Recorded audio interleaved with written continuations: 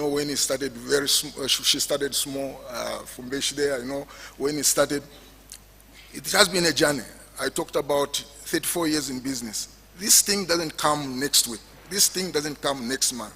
It's preparation, work preparation, and of course navigating around wisely. So wisdom is very important. It's a key to actually success in business. The knowledge that you have, how you interpret it, that constitutes wisdom.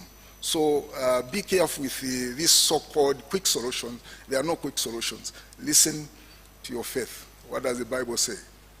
The Bible has a lot to talk about business. Thank you. Great. So,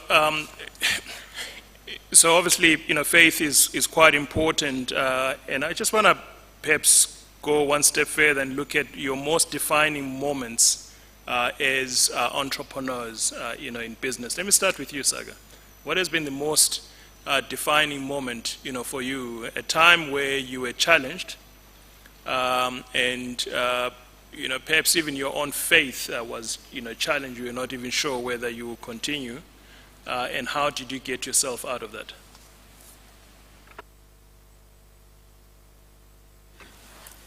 Personal experiences, I would say, were probably in 2005. As a father of a young family, you have to decide sometimes on a certain path, right? I think I must have been, I don't even know how old I was then, must check. 34, I think, my young kids. When you see your business possibly not succeeding, as Kim has talked about, and you have to do something different, and at a time when you take everything you had and give it to the bank, your house, your money, everything in the book, and you give it to the bank to borrow, to now readjust how your company will change direction. That again goes back to having a certain amount of faith that if you're doing the right thing, in the right way, for the right reasons, you have the foundation to take that risk. Faith won in the man upstairs, if we call him that, but more importantly in yourself. So when you change a direction of your company based on what I call putting all your chips on the table, not necessarily a poker game, but having faith that you are willing to risk everything for your dreams to get you to where you want to be. But the toughest time was for me was when you have a young family and you think you're putting their future on the chopping block. And you take that risk and you say, no, I need to borrow $500,000 today. And I need to put everything I have as security because I believe in what I'm doing is right. And I think that's where you find that the dividends pay in righteous conduct, one. In belief that what you're doing is really fulfilling what you dreamed about for the right reasons. So I don't think it is one of probably the deepest times then. I mean, we've seen COVID now. You learn to adjust to times that are hard when you've really, really been through a really thick time, and I'll talk about that in maybe 2004, 2005 in our instance. Yeah, thank you, Ashur. Kim? Well, I kind of alluded to one defining moment already, but I'll give you another one, and that was when I was much younger. I was straight out of university, and I had a top job as a strategy consultant in London, earning big bucks. But I realized that it was making me miserable, and I had no idea what I wanted to do, but I knew I could not continue a single day longer. It got to that point. And from one day to the next, I quit. Didn't know what I was going to do. Everyone thought I was insane. Such a great job, and you're just giving it up, and you don't have a plan. And what I did at that point is I got on a plane, and I went to Barbados. I don't even know where that is on the map. And I became a windsurfing instructor. Out of all things, that's what I did. And it was the best thing I did, because it just got me out of my normal environment, out of my head, into my body. And I did that for a few months, and everything became crystal clear of what it is I was going to do. I wanted to work with natural health, nutrition. That meant going back to university. And I had a master's in economics and management from Oxford at the time, and I had to go back to university. But I couldn't go back to university and study nutritional medicine because I didn't have the right A levels. I'd studied maths and physics. I now needed chemistry and biology. Did I let that stop me? No. I crammed over a summer A-level biology and chemistry just so I could get into university and study nutritional medicine. And that changed my life. And it's because of that I'm here and Omar exists today.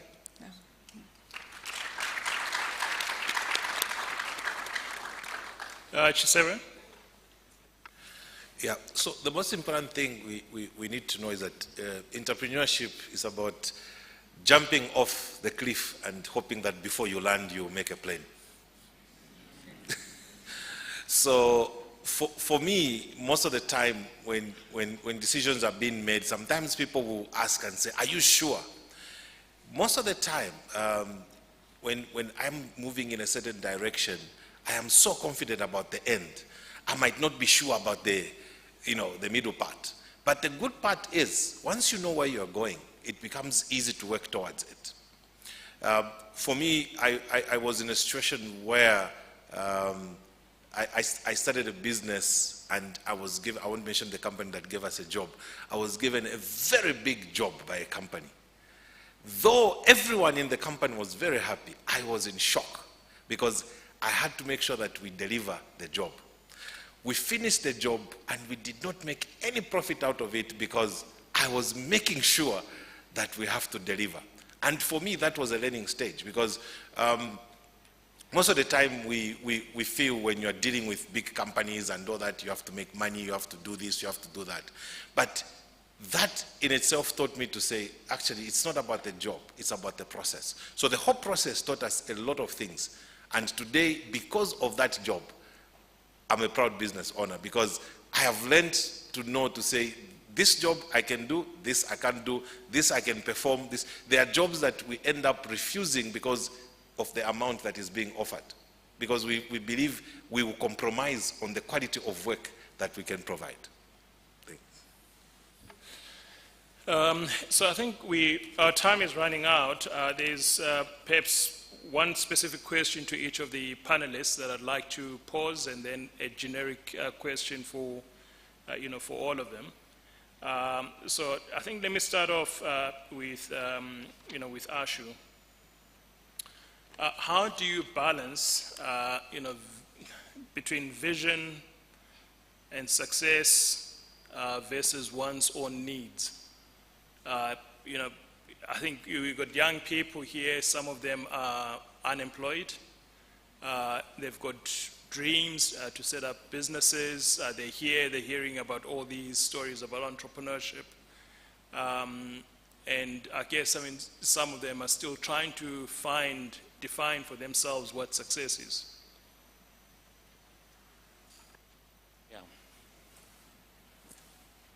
Look, when you look at success, let's be very, very clear.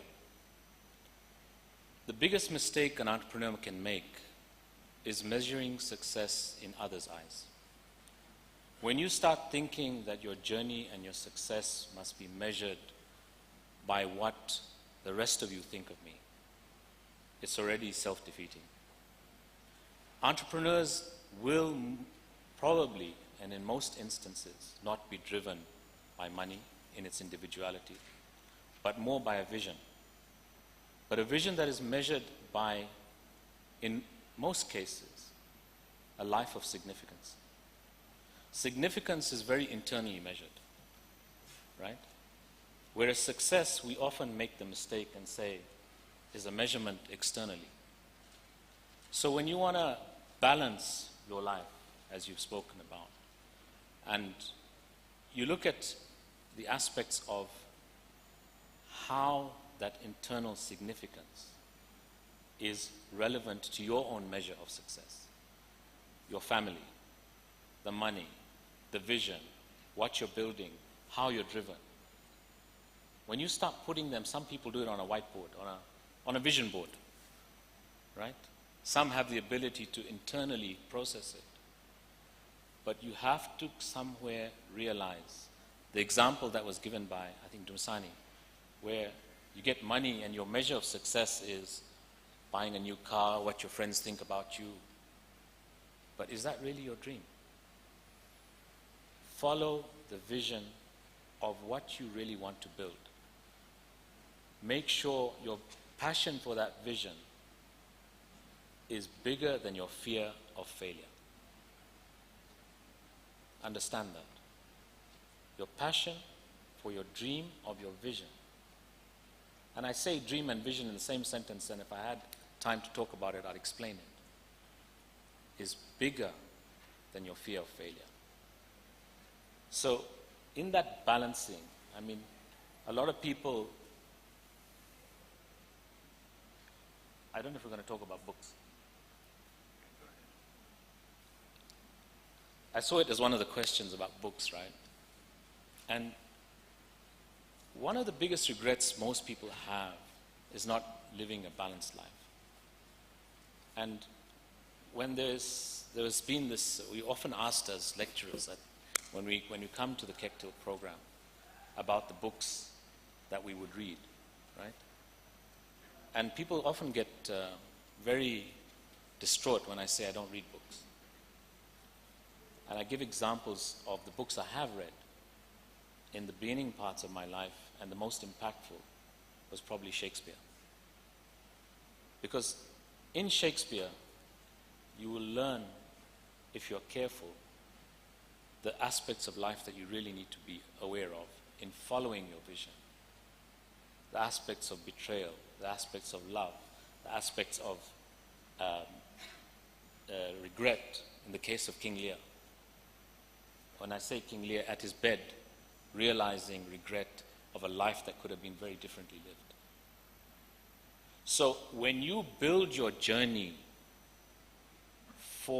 in your entrepreneurship, your vision, learn to deal with the life aspects very early, so it doesn't hamper your success story, your significance story. Books are very important in how you choose to, I would say, observe, interpret, implement. So situations in life are the same, right? You need to be able to take the best of those learning experiences, right? Lastly, if you choose to learn from books, podcasts, in following your vision, learn what I will tell you, what was referred to. Information as a key source that drives you. Information gives you knowledge. Knowledge gives you wisdom. Wisdom gives you the ability to choose. The ability to choose in business is very, very important. So that's, I think, where I would end it at that point. Awesome. Great. Benjamin, so I think we're wrapping up. I'm going to ask you this one question. There is 21-year-old Benjamin sitting in the audience. There is yourself sitting there in the audience. And you're talking to yourself, the 21-year-old self. What's the advice about business and entrepreneurship that you'd give to Benjamin, who is 21 years old? Well, my advice is that one should understand that Business is not for the faint-hearted people. There are a lot of struggles, challenges up there. I've been in business for 34 years. I've had a lot of ups and downs. As I mentioned, one, I ended up in hospital 3 times in India. But the truth of the matter is that, like Sagab said, it's the vision that you have. Vision, you are seeing yourself as you are starting your journey in business. 2 years or 3 years from now, how are you going to grow your business? And how are you going to navigate around that business with challenges that may come? Vision is basically like seeing in a telescope ahead of you and then come up with a plan how to navigate, reach to your goals. And there are moments when you begin to look in your vision, that insights. What is it that you are doing? What is it that you are doing right and wrong? So you need to be constantly checking yourself as you march on. And at the same time, I'll urge you, even as you want to go into space of business, make sure that you're going in business with a passion. Not just because BUK is making money. Not just because Kim is, came from nowhere and she's taken over the business of healthy products and things like that. You need to go in a business where you have passion. Because this passion, as you stumble around, fall or have challenges, will actually remind you to constantly marching on. It will create some level of resilience for you to continue marching on. And at the same time, interpret the knowledge that you have wisely. Do not just because this one said that, and you just learn from all those that have been there before. And for sure, we are here for you. And thank God that Kectil, through Ms. No and the family came through. We are simply trying to help you understand business and also to encourage you that it can be done. I, for one, I started with $300. I've never worked for anybody. My first company, the first company that paid a paycheck to me was my own company. And I started from corrugated iron sheet. So I'm an inspiration to you. I'm not here to tell you that there will be miracle money or your business will succeed the next hour or something like that. But I'm here to inspire you, to encourage you, so that you can see something from me and pick up positive things and march on. So basically, like the other speaker, honorable from South Africa, I was saying, I'm the son of the soil. I'm simply trying to give back to try and equip you, just like you want to go Mount Kilimanjaro and climb Mount Kilimanjaro. Of course, there are basics that you need to do. There is information desk. They will tell you this is the terrain. When you reach there at this height, this is the vegetation, what. So we are simply, all of us that are here, we are simply trying to equip you from our experience, the knowledge that we have, to try and help you understand business. Dumisani actually talked about unemployment level. It's actually very sad, very sad. I, for one, I can simply say I defeated unemployment. I'm an employer myself, and you can do it.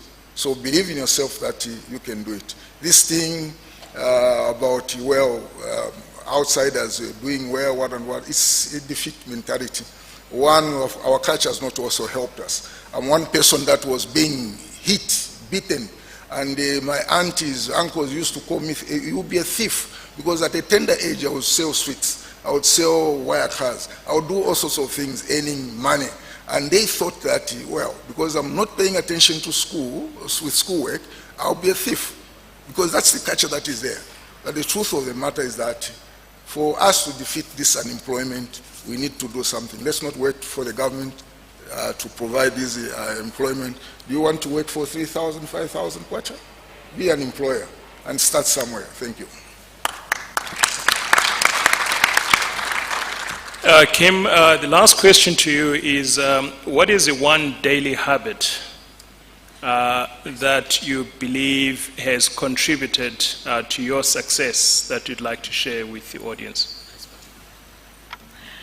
Ooh, I have so many daily habits that I do, and I love them all. But Is there anyone here who follows me on social media? A few, okay, so you might know what one of my daily habits are. Ice bath. Yeah, every day I take an ice bath. I've now converted my freezer into an ice bath, and I set it for 7 degrees. So I do a breathing exercise, and then I get in there every single day. And I didn't start this because of the health benefits, and there are so many health benefits. I started this to train myself mentally. So what I do, I have my little ice box, and I press the timer, because every day I go in for 5 minutes. So I press the timer, and I know when I press that timer, it is go time. No hesitation. I've trained my brain, so when I instruct it to do something, we do that thing. It doesn't matter how horrible it is. And not a single day do I wake up and think, ooh, it's a good day for an ice bath. No, it doesn't happen. I'm doing it because it's hard, and it trains me to become more resilient and to do those hard things, even though I may not want to. And that transfers into everything else in my life. I become so much more disciplined. Those hard tasks, those challenges that come my way, it's easier to deal with them because I've already done a really hard thing in the morning. So that is one of my daily habits. Thank you. Maybe I should try that. So I think to the last question is, so Chisewe, what is the one thing that you hope that the people in the audience today would be able to do as a result of the conversation that we've had in the last hour? I think the most important thing is to be able to think and act. Most of the time, we listen to so many things, we hear so many things, and we rarely act. So we need to think about everything that has been said and act on it. There's always, I usually tell people there's no time to be ready. You are ready.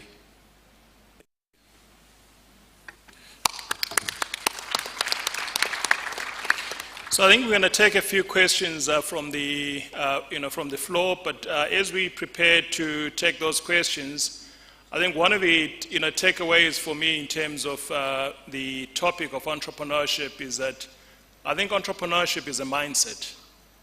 It's really how you think and how you act. It's seeing the opportunity, but also understanding the risks and proceeding to act. And so not everybody is cut out for entrepreneurship, but I think the mindset of entrepreneurship, everybody can be able to learn to think like an entrepreneur. It does not mean that all of us are going to build successful businesses. However, if we think like entrepreneurs, even in the jobs that we work in, we're going to be intrapreneurs. We're going to be working in those businesses and acting and behaving like the owners of those businesses, and therefore we add more value. So with that, there are 5 questions from the floor. So the lady with the red that was here, the gentleman here. We need more ladies. There's a lady here, the lady here in this table there. So I don't know, is there a roving mic? Please go ahead. So my name is Dokas Mwelwa. My question is for Mr. Achu. What new strategies have you employed to adapt and remain relevant on the competitive market? Seeing that you are once one of the biggest suppliers. So maybe you can go ahead and answer that. Yeah, I think the key word there used is remain relevant. Okay, when you have a product that is, I would say, is overtraded at the moment, and you have competition in terms of pricing, sometimes underhand methods, I think the biggest strength is actually trying to make yourself relevant, and relevant in the eyes of the consumer. one, your strategy needs to change in terms of making sure that your consumer knows possibly that they were just having a fling with the other product and must come back home to where they're supposed to be. So you have to try and get that mindset right, that your brand loyalty has to be reignited. And you do that through various strategies in marketing and I mean even social media. But it is about creating that relationship. And that's the most important thing that people forget with products like ours, is it's about a relationship. And when I use the terminology, side chick or fling or whatever, but it's a true thing that you have to create that relationship and that bond with your customer or your client, that even though they may move away for a little while, they do come back realizing that you have a better product and a relevant product and a well-placed product. So you have to just get the strategy right in terms of reminders. And that's how you keep FMCGs going. I hope you know what FMCGs are, right? That's how you keep them going, is you keep the reminder of your existence, your relevance, and your importance. Excellent. Yeah, so we have to wrap up. I think we'll take there's someone with the mic. Yep, please go ahead, just be quick in answer. Thank you so much, ladies and gentlemen. Actually, I had the same question, but the second question I had was for Mr. Fumbeshi. I do have a pharmaceutical background, and so when you mentioned that, it intrigued me. Are you looking at just importing already made pharmaceutical products, or there are plans of actually expanding the local manufacturing sector within the country? Because I think it's the logistical time and costs that at the end of the day raises the cost to the end user. And I think if there can be areas of actually manufacturing in the country, it can make it easy for people to access the products at a very cheap price. So are you looking into that area? Thank you. And then I think we can pass the mic to that lady. Let's take that question. Unfortunately, we have to wrap up. After her, we'll take that lady there, and that's it. Yeah, so just be quick in asking your question. Thank you so much. The discussion has been very insightful. My question is to Mr. Ashu Saga. So my question is, having been one of the first people to to manufacture a product on the market, and over the years other companies coming on board, how did you handle competition mentally, and just as a person, how did you take the competition and just respond to it? Thank you. Look, competition is very, very important in business. One, it doesn't make you complacent, the most important thing there. And secondly, a lot of my competitors are actually my friends. Kim sitting over there. Many of you may have heard of a brand called Vital from the Copper Belt. The owner of that company used to buy water from me for his supermarket. Then he thought one day, you know, Ashu's making a lot of money. I need to do this as well. And he's probably going to hear this and say he's going to call me later. But competition is healthy, and you need to understand that you can't personalize your competitor. You need to understand that it actually creates value for you to wake you up and do better. And when I say even when you have competitors who are friends, you might see that in your life. You'll start a business and you'll see someone who is known to you probably starting the same. But you need to understand what it should do for you. Instead of getting we all are human and have this emotion sometimes that, oh, look at him or look at her, he's doing the same thing as me. How could he? But realize also that it makes you step up. So competition is good. Learn how to mentally handle it. Learn not to personalize it. Learn what is in the best interests of your business to make sure that it grows for the right reasons. Be competitive on price, quality, and place. Don't be competitive with underhand methods. Right? Benjamin, there was a question directed to you. Well, I think the question was on pharmaceuticals. Yeah.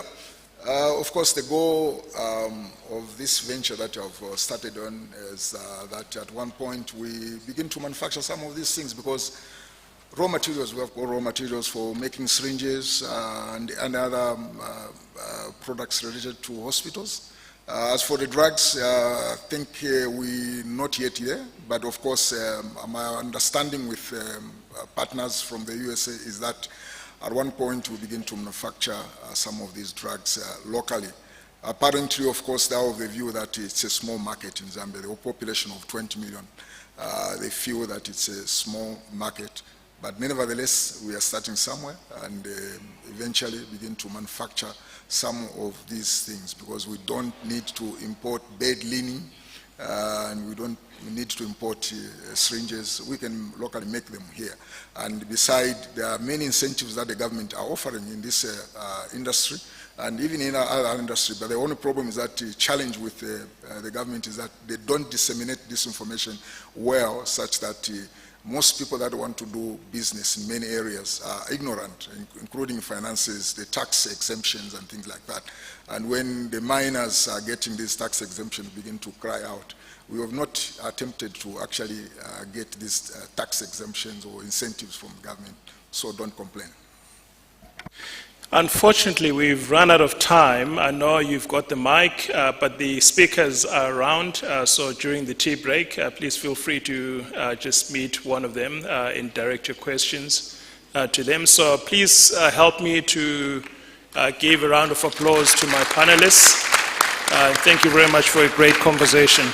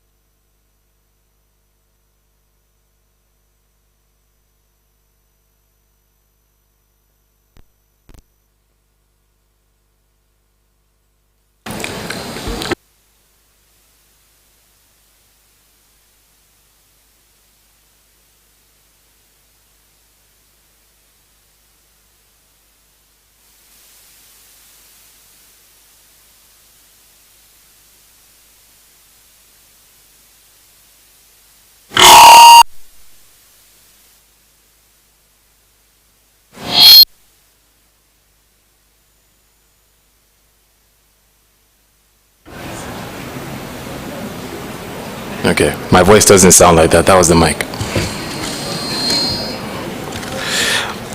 Chisewe and Benjamin and Kim. I don't think I have volume on mine, guys. If you could sort me out, please.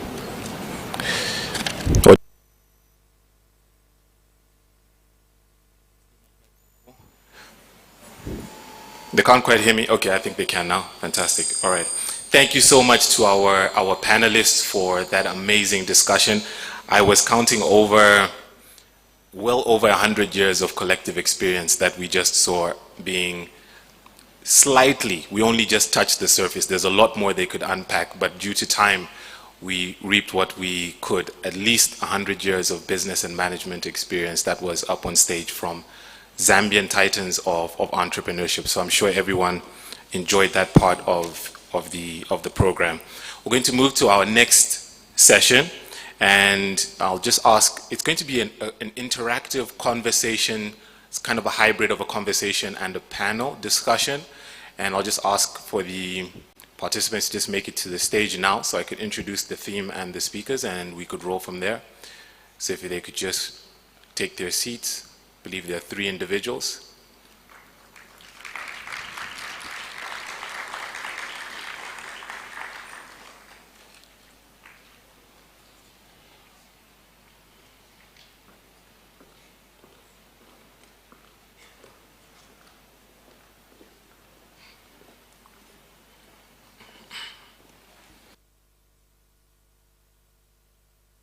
Okay, great. So in the center, we have Tumi Sivanda. Tumi Sivanda is a lawyer by profession, and she's a life and business coach. She also is the managing director of her own organization. I love the motto, so I just had to include it in her introduction. The motto of her organization is transformation through healed souls. Transformation through healed souls. Very intriguing. And on her right-hand side, we have Dr. Clinton Kadochi on her right-hand side. Dr. Clinton Kadochi is a medical doctor, a psychiatrist, and also executive director of Lifeline Wellness Connect. Okay, and on Tumi's left-hand side, we have my Cameroonian cousin. I just learned yesterday that actually there is a tribal relationship between Cameroonians and Zambians. Maybe he can explain this with his time later on. But on Tumi's left-hand side, we have Cyril Njikeng. Cyril is actually the executive director for a non-profit health center. And collectively, these are not only lifesavers, but life enhancers. And I think that's the value that we're about to get from their interactive conversation. The topic they will be unpacking for us is youth mental health for success. Over to you guys. Thank you very much. Good afternoon. Good afternoon. Oh, are you on graveyard shift? Good afternoon. That sounds much better. Thank you. I'm going to ask you to turn to your right and say to the person next to you, wake up. Wake up, wake up, wake up. I love the title that we've just been given, Life Enhancers. The Life Enhancers are about to speak, so please do wake up. We are going to be having a conversation, and my role is to begin this conversation by creating a container for our conversation. I'm a coach, and one of our greatest tools as coaches is asking powerful questions. So we are going to be answering a number of powerful questions that will help us to feed you so that you can go back. And I know there is a module in the Kectil program so that you can be able to take what you get from the stage and see how do you apply that to your program. How many of you have already started the module? I see 3 hands. Yeah. So we're hoping that what you will be getting from the stage will be helping you. So the container that I wanted to create for us to start feeding you is to ask 5 questions that will make sure that the platform from where we move from the same platform. And the first question is, when we're talking about mental health, what is it? When we are saying mental health, what is mental health? The second question is, when we look at the world and Africa in particular, what are the most prevalent mental health issues? And we're then going to say, what are the contributing factors to our mental health issues? And then lastly, we are going to be looking at how do we deal with mental health to foster success. We've already heard from the other speakers and panels from here mentioning kind of like nuggets that will help you to say, how can I deal with my mental health to foster my success in whatever endeavor you're going to embark on, whether it's your career or it's in your entrepreneurship journey. So we are going to begin with the question of what is mental health. For me, when I look at mental health is really part of the foundation of strengthening our life. And before I go into detail, I'll just ask Dr. Clinton just maybe to share a little bit of what your understanding of that is so that we can kickstart the conversation. All right. Thank you so much, Tumi, for that opening question. I believe it's one of the founding questions that will help us to really appreciate what mental health is and also see its relevance in our day-to-day lives. Mental health, by definition, is basically one's psychological, emotional, and social well-being. If I'm to bring it to something that we would appreciate in understanding, I'd basically say it's the health in how we think, how we feel, and how we behave. The health in how we think, how we feel, and how we behave. But one interesting thing is that WHO has added something to the definition, which is that it is also how we deal with our normal daily stressors. That speaks to the fact that they are stressors in our day-to-day lives. But the way we deal or respond to these stressors speaks to our mental health. Yeah. We are getting educated. That module, right? That module, you're starting to get inputs, right? So I'm going to ask, I met two brothers yesterday. So I'm going to be calling them my brother. So I'm going to be asking Cyril to share his inputs. Okay. Are you guys hearing me? Yeah, so when I hear the definition from Dr. Kadoshi, one thing that comes to my mind is it means our mental health is affected by our environment. You know, it means your day-to-day activities affect your mental health.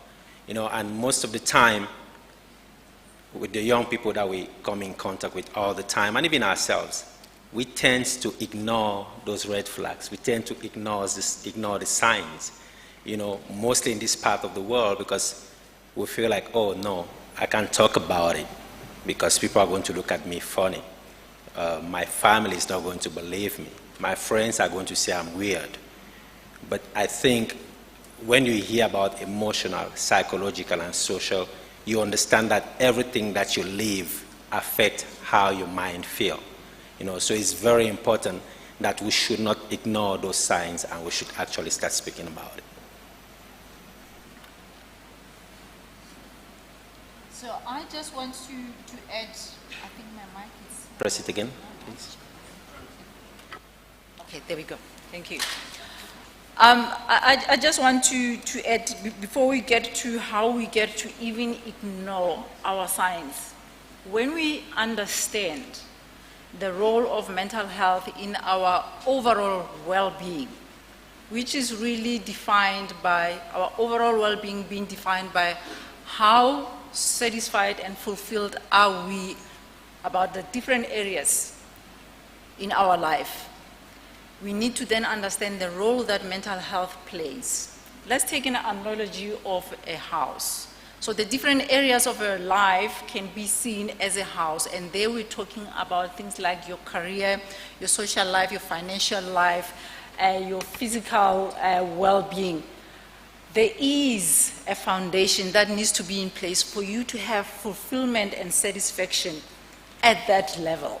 And that foundation, mental health forms part of that foundation. And in my books, I've got the foundation, I call it SAMP. And that talks to your spiritual health, your emotional health, your mental health, and your physical health. So mental health really forms part of the foundation to ensure that our life can be enjoyed. It can be strong, stable, and it can be enjoyed.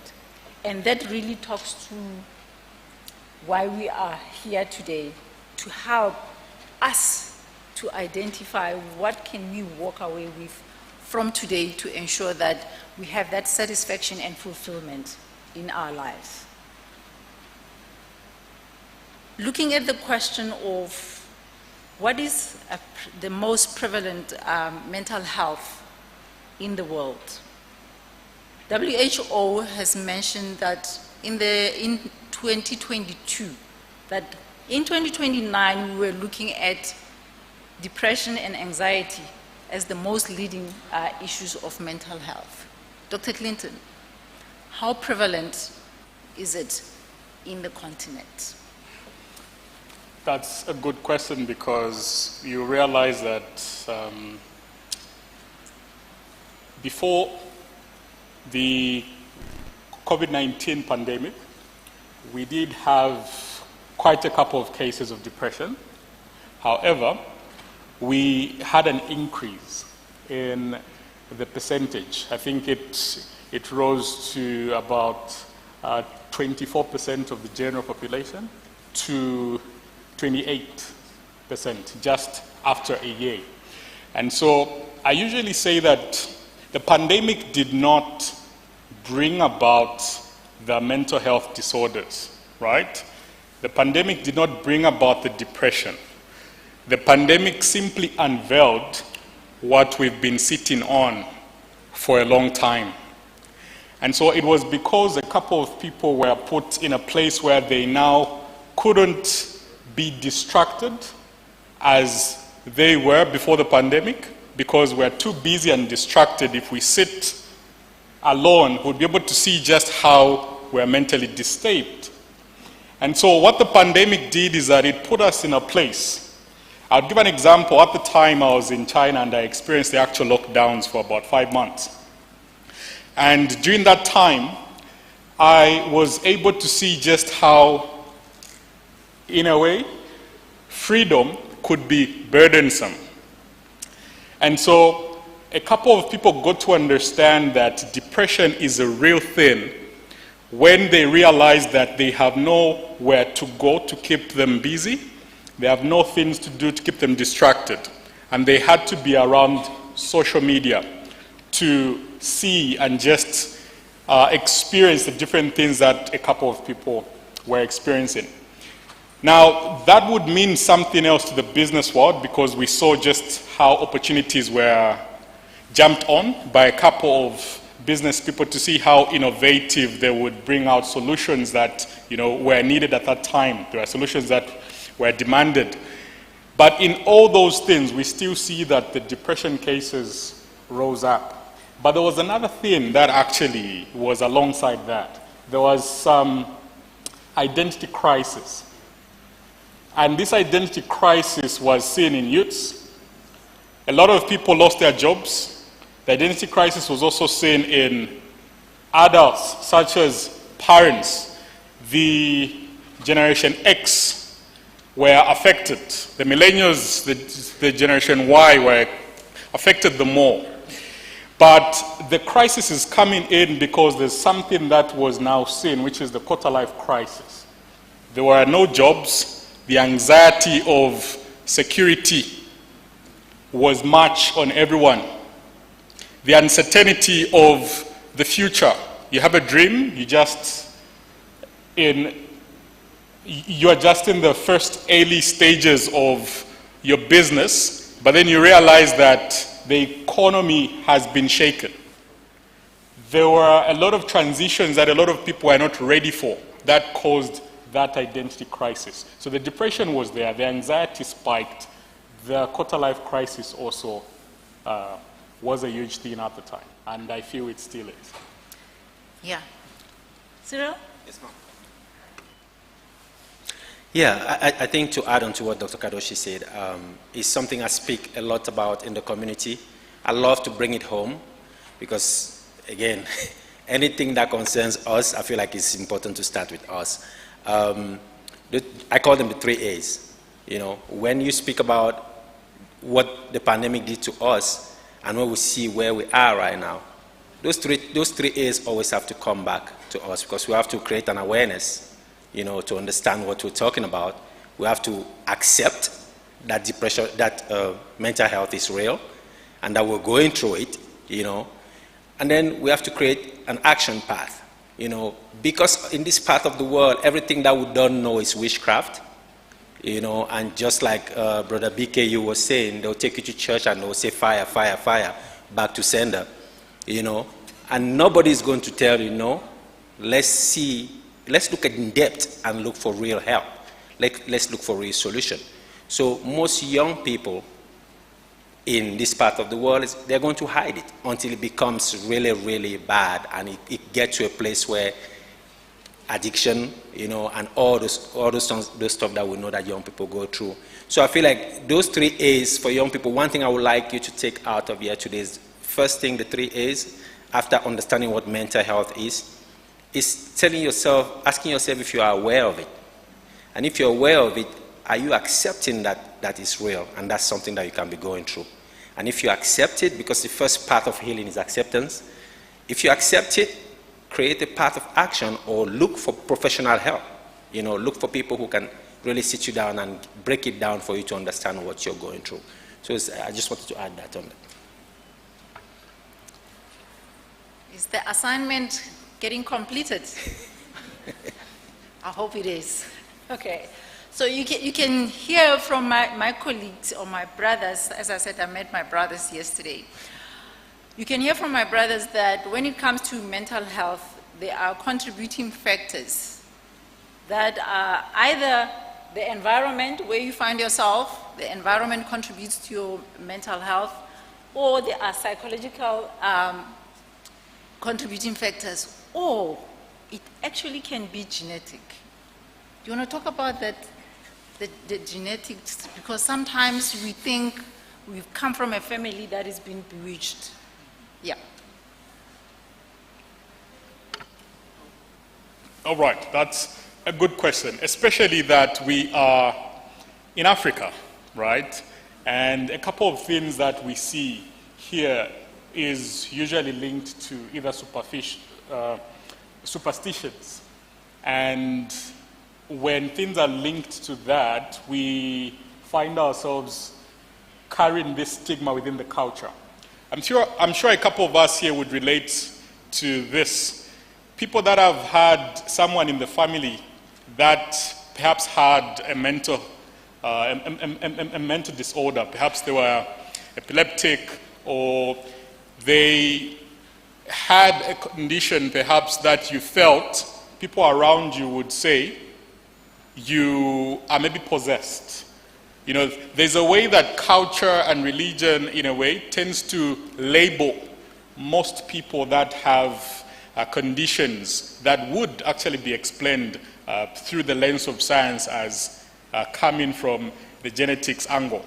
But then, because there's somebody like that in the family, you find that some people will not allow them. In fact, most parents will not allow these children to leave the home, to be in public alone.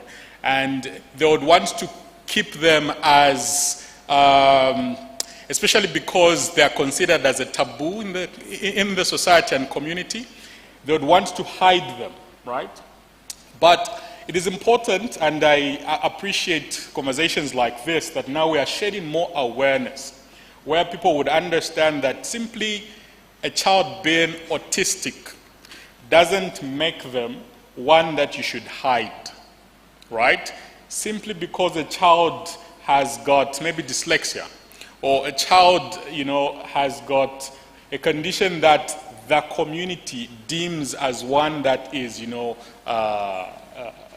would be linked to demon-possessed. Yeah, I'm sure you understand what I'm trying to talk about, because there are different mental health conditions that most people would actually link to that. If a person has a crisis at some point and they behave in a certain way that you don't expect, they become aggressive, or they just become severely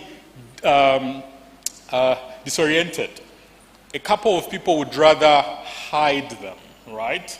But it isn't the right thing, because when a person is in that particular condition, they are a danger to themselves and not the people outside. Okay. So they need to be protected.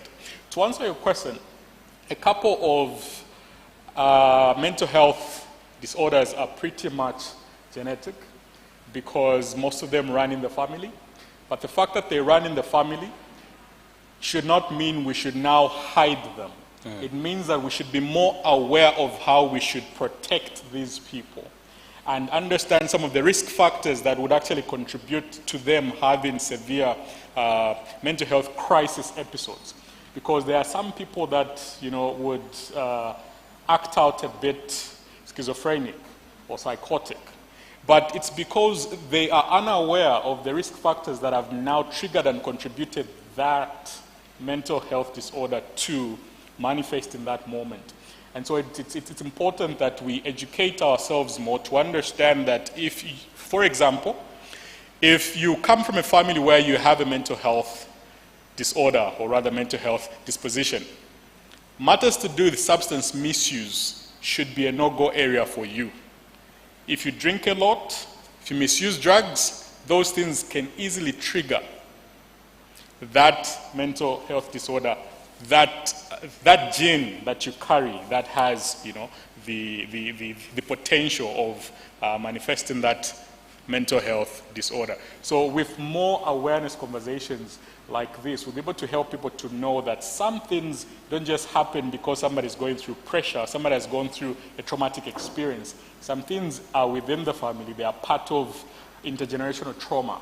And if they haven't been addressed, and if you don't know how to address them, when the moment comes when a person has a mental health crisis, you will be running away and thinking you have to protect yourself, but you really have to protect that person. Thank you very much. Thank you very much, Dr. Clinton. Cyril, yesterday we had a conversation where we were talking about how the environment can impact on our mental health. And there was an example that you've used. I don't know if you're at liberty to share that, but I just want to know, in the work that you do, what has been the experience of how mental health presents itself and how it impacts people, and how have you seen people turning their lives around? Yeah.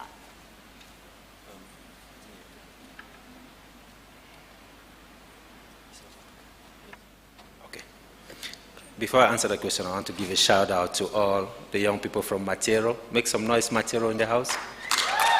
That's what I'm talking. Yeah. So I like that. That sounds cool. Yeah. So thank you, Tommy. The conversation was about fixing bad children instead of trying to fix broken adults. And Doc spoke about it. On top of the fact that we're not informed about mental health issues as broken adults, we're already broken. So we're raising children out of our brokenness, right? So we're looking at your brokenness and saying, no, that's not cool. But we don't know that we are broken as well, So most of us come from broken homes. I was raised without a father. I healed as an adult because up till my adulthood, I was still longing to hear my father's voice. It never happened, right? And I was a broken adult. I was acting like the father I never knew. It took my mentor sitting me down and telling me, Cyril, these traits are your father's trait and you never met him. You're going to man up, you're going to grow up, you're going to heal. You have to seek healing. Because if not, you're going to create a generation of brokenness. And I cried myself to sleep, but I decided to heal. And I could proudly say today, looking at my family dynamic, my wife, my 3 children, and all the young children that I'm mentoring, I feel like I'm a better father than my father. And it would have never happened if I didn't heal. So in our communities, and why I shouted out Matero, because we have a program that we're running every Saturday morning that was inspired by Roderick and the Kectil program. When I came I came as a mentor at Kectil, I was like, no, I'm going in the community, right? Not every young person have the ability to come to Mulungushi, so we're going back in the community. So we started in Matero, 40 young people who are in the room, and all broken young people, men and women, in the beginning of the program. We had to have serious, raw conversations with each other. And some of them tell me, sir, when I came to this program, I thought you were going to make me feel good, but I go home challenged every day because those conversations are not held in their households. Somebody have to speak about that. Somebody have to tell you that your brokenness is real. Somebody have to try to look for the source of the brokenness. Somebody have to tell you that that behavior comes from one place or the other. And most of the time in our households where we come from, we don't have those conversations. It's taboo. You can't speak to your parents about sex if you're having issues. You can't speak to your parents about, oh, I had my first drink today. I had my first puff today. You can't. So what we do in the community, we started having those tough conversations, and it was a blessing because we finally saw transformations in the mind of the young people. We finally saw transformations in their behaviors, in their self-love, in their self-acceptance. India, just looking at themselves and say, I forgive you. Self-forgiveness. Because all that are the process that take you to healing. India actually forgiving the people around them who don't understand what they're going through. You know, because all that you need to get to a place where healing becomes your priority. Because if you do not heal, you create a generation of brokenness. So in our communities, we have those issues. I feel like because we are a community that lacks mentorship, and most homes are broken, like mine, where there was no father, I didn't have any male figure. So my mom was a hardworking lady who was never there. Where do you guys think I was getting my mentorship from?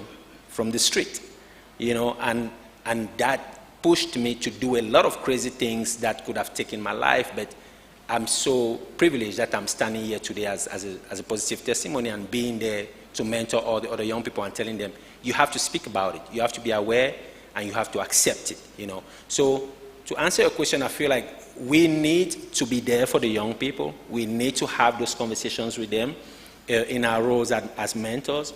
We need to have conversation now. We're going taking it to the next level. Have conversation with their parents, because their parents are seeing the change in them. I'm having text messages of parents thanking me. No, you're not just going to thank me. We're going to sit down and you're going to be informed about what mental health is, because you have to be that conduit. You are in the house with her or him. I'm not there. So you guys have to create a healthy relationship moving forward. So communication is very important. You know, talking about these things, not swaying away from tough conversations, and then looking for real solutions. You know, because most of the times prayer don't always fix it. I'm going to share a little story. This is a little story about a little girl called Tumi.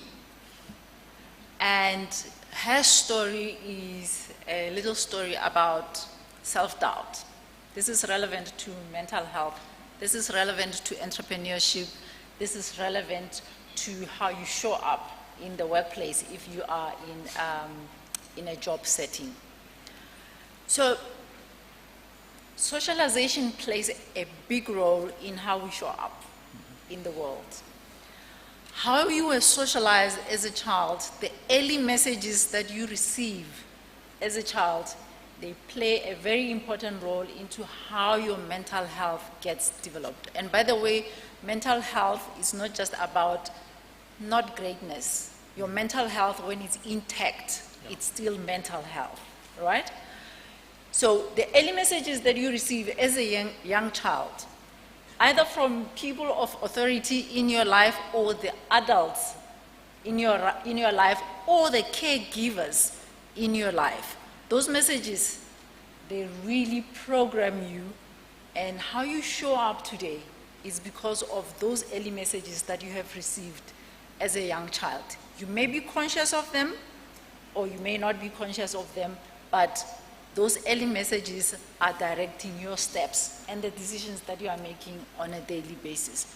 If you've been told that you are not good enough from a very young age and you've internalized that, the decisions that you make, the beliefs that you hold, and the behaviors that you show up with in the world will be laced with that belief that I am not good enough, if you believed when you were told that you're not good enough.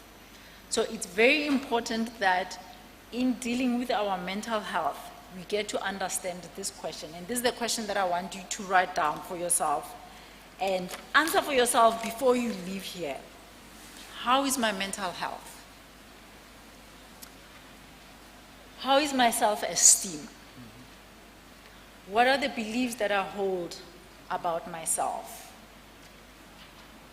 And then the assignment is to then go out and observe yourself for the next 7 days and watch how you show up in the world.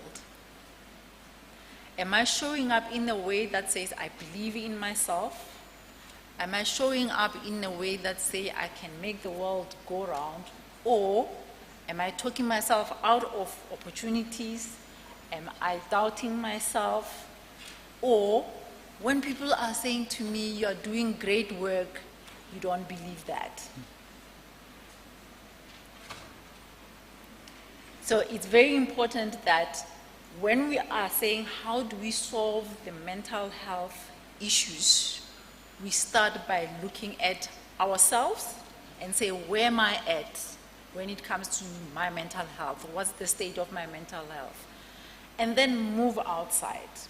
I like talking about creating safe spaces for people to go to once they have identified that I think this is the state of my mental health and I need help. Where do I go to next? So how do we create safe spaces for people who are ready to say, I am ready for help? So at an individual level, are you creating space for your friends, for your family, and for the people in your community? And then for communities, are we the safe space for people to come to, for us to say, we need help? And that is the challenge that I am posing to you moving from here onwards. The different way of looking at that is to ask yourself the question, how am I contributing to positive mental health? Am I a safe space? And am I fostering the creation of safe spaces? So, Dr. Clinton, in closing, I was shown we've got 5 minutes left there. In closing, what would you like to leave the audience with? Right. I think what I would really love to speak into is the matter of resilience. Resilience is something that we usually misunderstand. It's the same as the word success, in a way, because we all define success differently. We feel successful differently, and we envision success differently. I feel like today, looking at the couple of things that are affecting us as a generation and as a continent, it's important that we define our own resilience. This simply means that you would be able to know how far you can go, how much you can rise up, how you would be able to optimize your mental fortitude to ensure that with the different distractions and discouragements that come your way, because there are many that are really hitting us differently, you need to understand that the only way you'd be able to attain that resilience is if you were in charge of your perception. What do I mean by that? We have a lot of fantasy definitions of what success is, fantasy definitions of what making it is. And because of the fantasy that comes with what we have envisioned as a mental picture of what we should be doing, a couple of people that are hitting 30 in a few years are concerned about how they are looking. They are nowhere far from what they envisioned they would be doing at 28, at 29, at 30. And a couple of people around them are seemingly doing fine. And because of that, if you are not in charge of your perception, your resilience will dwindle. It will dwindle in the sense that you will not be able to hold yourself accountable to go past that anxiety. Anxiety will come, depression will come, but it doesn't mean that because you have experienced that, you should let go. Moments of identity crisis will come, but it doesn't mean you should now just start copying and pasting other people's models or visions. You need to be in charge of your perception. And that is how you will be able to ensure that you have that resilience that is well defined as a business person, as an entrepreneur, as somebody that perhaps is dependent or waiting on government employment. What happens if that doesn't come? Will you still adapt to the changes of the time? Or will you stay back in a victim mindset and say, my mental health has been affected because things didn't go my way? A lot of things will not go your way, but your perception should be your way and not what I have said is resilience or success.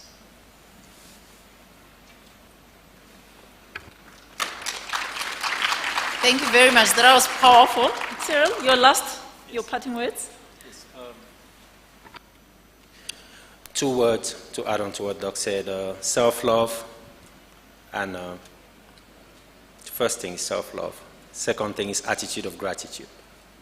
You know, I think self-love is what accelerated my healing, because the words in my head were telling me I was ugly, I wasn't good enough, I had fear of failure, I could never invest, nothing I invest in will work, and I couldn't do it, right? But when my healing started, and I got to a point where I was confident enough to become the person I am today, it was easy for me to tell myself, I'm going to build a free clinic in Zambia and do it in 9 months, and it works. Because the fear of failure was gone. Now there was endless possibility in my mind. And I call it the power of the mind. My mind became my most powerful tool I could use. And waking up every morning, attitude of gratitude reminded me where I came from. Because some of us, most of us here are young, aspiring entrepreneurs. All we're doing is just going. I see most of you at Kectil, at the program at the American Embassy, at the program at NEPA, you're the same person at the program at 79,000 programs at the same time. What time do you have to love yourself and to just be grateful of the life you've been given? You know, so success is not going to come by you being at 10,000 places at the same time. You can't clone yourself. You're just one person. Take time to heal, take time to love yourself, and take time to be grateful. And success is going to come. Because health is a new wealth, guys. I have news for you. Some of you guys are shocked. Your health is a new wealth. The only way you're going to be successful and be there for others is if you're healthy, mentally and physically. So self-love and the attitude of gratitude, you never fail. Thank you very much, my brothers. It was nice continuing this conversation from yesterday. What I want to leave you with is, remember I said mental health is part of that foundation, SEM.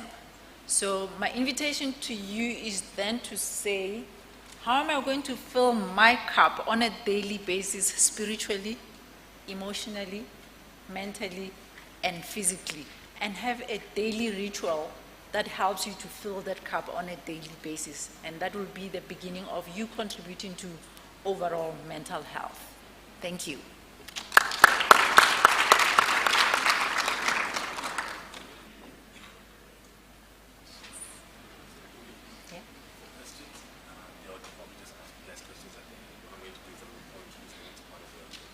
That's cool. Thank you. Thank you very much.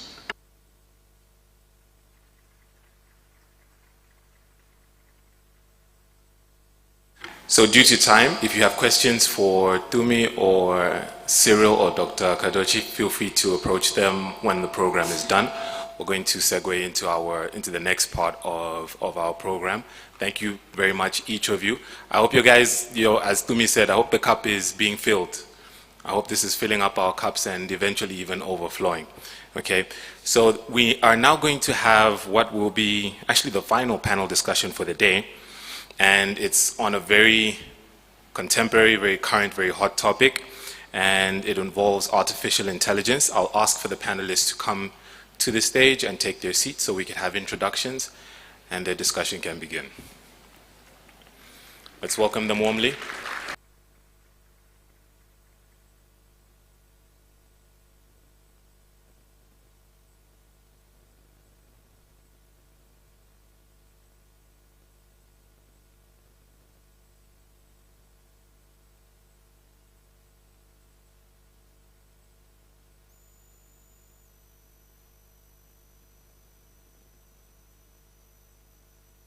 Okay, and just a reminder, the way the mics are working, only a maximum of 2 mics can be on at the same time. Yeah, so maximum of 2 mics can be active at a particular point in time. Okay, so introduce our panel participants. In the center, oh well, actually she's not even really in the center now because it's, yeah, sort of equal. 2 gents, 2 ladies. So how am I going to do this? Maybe just raise your hand because you know I want to introduce you first. Aswati. Wave. Okay, so there she is. She is actually going to moderate our panel discussion. She is Aswati Venugopal. She's a Kectil board member from India and an entrepreneur. I like to think of her as sort of the sweetheart, the darling. She's got a very lovely smiley face, so she's very warm and welcoming. She's the darling of Kectil. She's a contrast to a lot of the straight-facedness that I get from my special brother, Roderick. You know, I like to balance it out like that. But Aswati will lead our panel discussion as the moderator. And to her left, we have Ahmad Hamwi. Ahmad is a tech guru, a tech specialist, and also the managing partner of his own angel investment firm, Growth for Zambia, okay, and a serial entrepreneur in his own right as well. And to Aswati's right, we have Anne Netikadan. Anne is an electronics and communications engineer and the chief sales officer for Net1. Net1 does a lot of enterprise technology solutions in Zambia, leading stuff, so very interesting. It will be very interesting to hear from her. And to her right, to Anne's right, is there anyone from David Kaunda Technical School? Any alumni from DK? Okay, Chancellor, those are your, well, because I mentioned that because to Anne's right, we have Chansa Kawe. Chansa Kawe is actually a graduate of DK. Sometimes it's good to find these common ground points. And Chansa is an electrical and electronics engineer and is also a machine learning expert with ASI. To unpack their theme, it will be integrating AI into business organizations. Over to you, Aswati. Thank you. Thank you so much for the introductions. I specifically told him that I wouldn't be doing formal introductions, but I need to tell you, we have a stellar panel with us today. The topic is integrating AI into businesses, but very unique thing about the people that we have here on the panel are, they are using technology in various areas when it comes to infrastructure, to how people do businesses, and how people can use technology to make lives of human beings better. So you will come to know who does what soon. And I'll just begin with questions because I've seen that this is a hot topic and everybody here has been inspired to do some things, to work on themselves, to lead and make various aspects of their lives better from the morning. But here is a topic that you probably would want to know a lot of things from these panelists. So let me dive into the questions soon so that I leave more time for your interactions. So I have my first question to Ms. Anne Netikadan. For over a decade now, you have been working in the area of digital transformation and inclusion in Zambia. So I'm quoting something that you live by. Technology should touch and transform lives for the better. So in this context of AI and new emerging technologies, how do you see this trend of having technologies like AI and how would you say that AI would touch and transform lives of people in Zambia? So thank you very much, Ashwati, for that question. And you're right, I've been in the technology space for about 10 years right now, and over 4 years ago I started a program that's focused on the common man. We offer device leasing, we offer digital literacy solutions, etc. So the whole purpose of our organization, of course we do a lot of B2B, data center, fintech, etc. But as a company, our biggest goal is to ensure that technology reaches every single person in Zambia. And as we all are aware here, ever since COVID, technology has become a necessity in everyone's life. And technology is rapidly growing. And so is AI right now. So as we look at the Zambian landscape right now, we have a lot of deficiencies from an AI space and from a data space. But with the integration of AI into Zambia, we can even touch and affect simple problems that not simple, dramatic problems that we are facing even today. So in 2024, after many, many years, we have a national emergency due to a drought and food shortage, and that has resulted in a food shortage. If we had used AI tools, we could have predicted this drought coming up, and the farmers would have been able to plan better, and we could have potentially prevented that from happening. So in the areas of food and agriculture, AI would be an essential tool that would touch and transform lives, help our farmers. When it comes to things like energy, which is again a big crisis in our country, AI would come in handy because it can predict climate change, it can predict a whole bunch of things, it can predict like clean energy, especially like wind, the velocity of wind, etc. So I do feel that if we had the option to integrate a lot of AI into our day-to-day lives, it can, it's cross-cutting across every single vertical. If you look at healthcare, for instance, if you look at education, it can be incorporated in a way that it will touch and transform the lives of almost everyone in that industry for the better. Thank you so much, Ms. Anne. So I'm diving into the next question, Mr. Chansa Kabwe. So you are passionate about contributing to developing a future of abundance through AI. And you envision a world where humans can, like through automation, find leverage to live a better life. So you have an extensive journey as a machine learning expert. And how does opportunities look like in Zambia for young people with similar interests like yours? This is a question that is more relevant because it's an interesting observation. You moved from Zambia to Cape Town. So what are your perspectives on opportunities for youth, especially when it comes to this segment? No, thank you very much.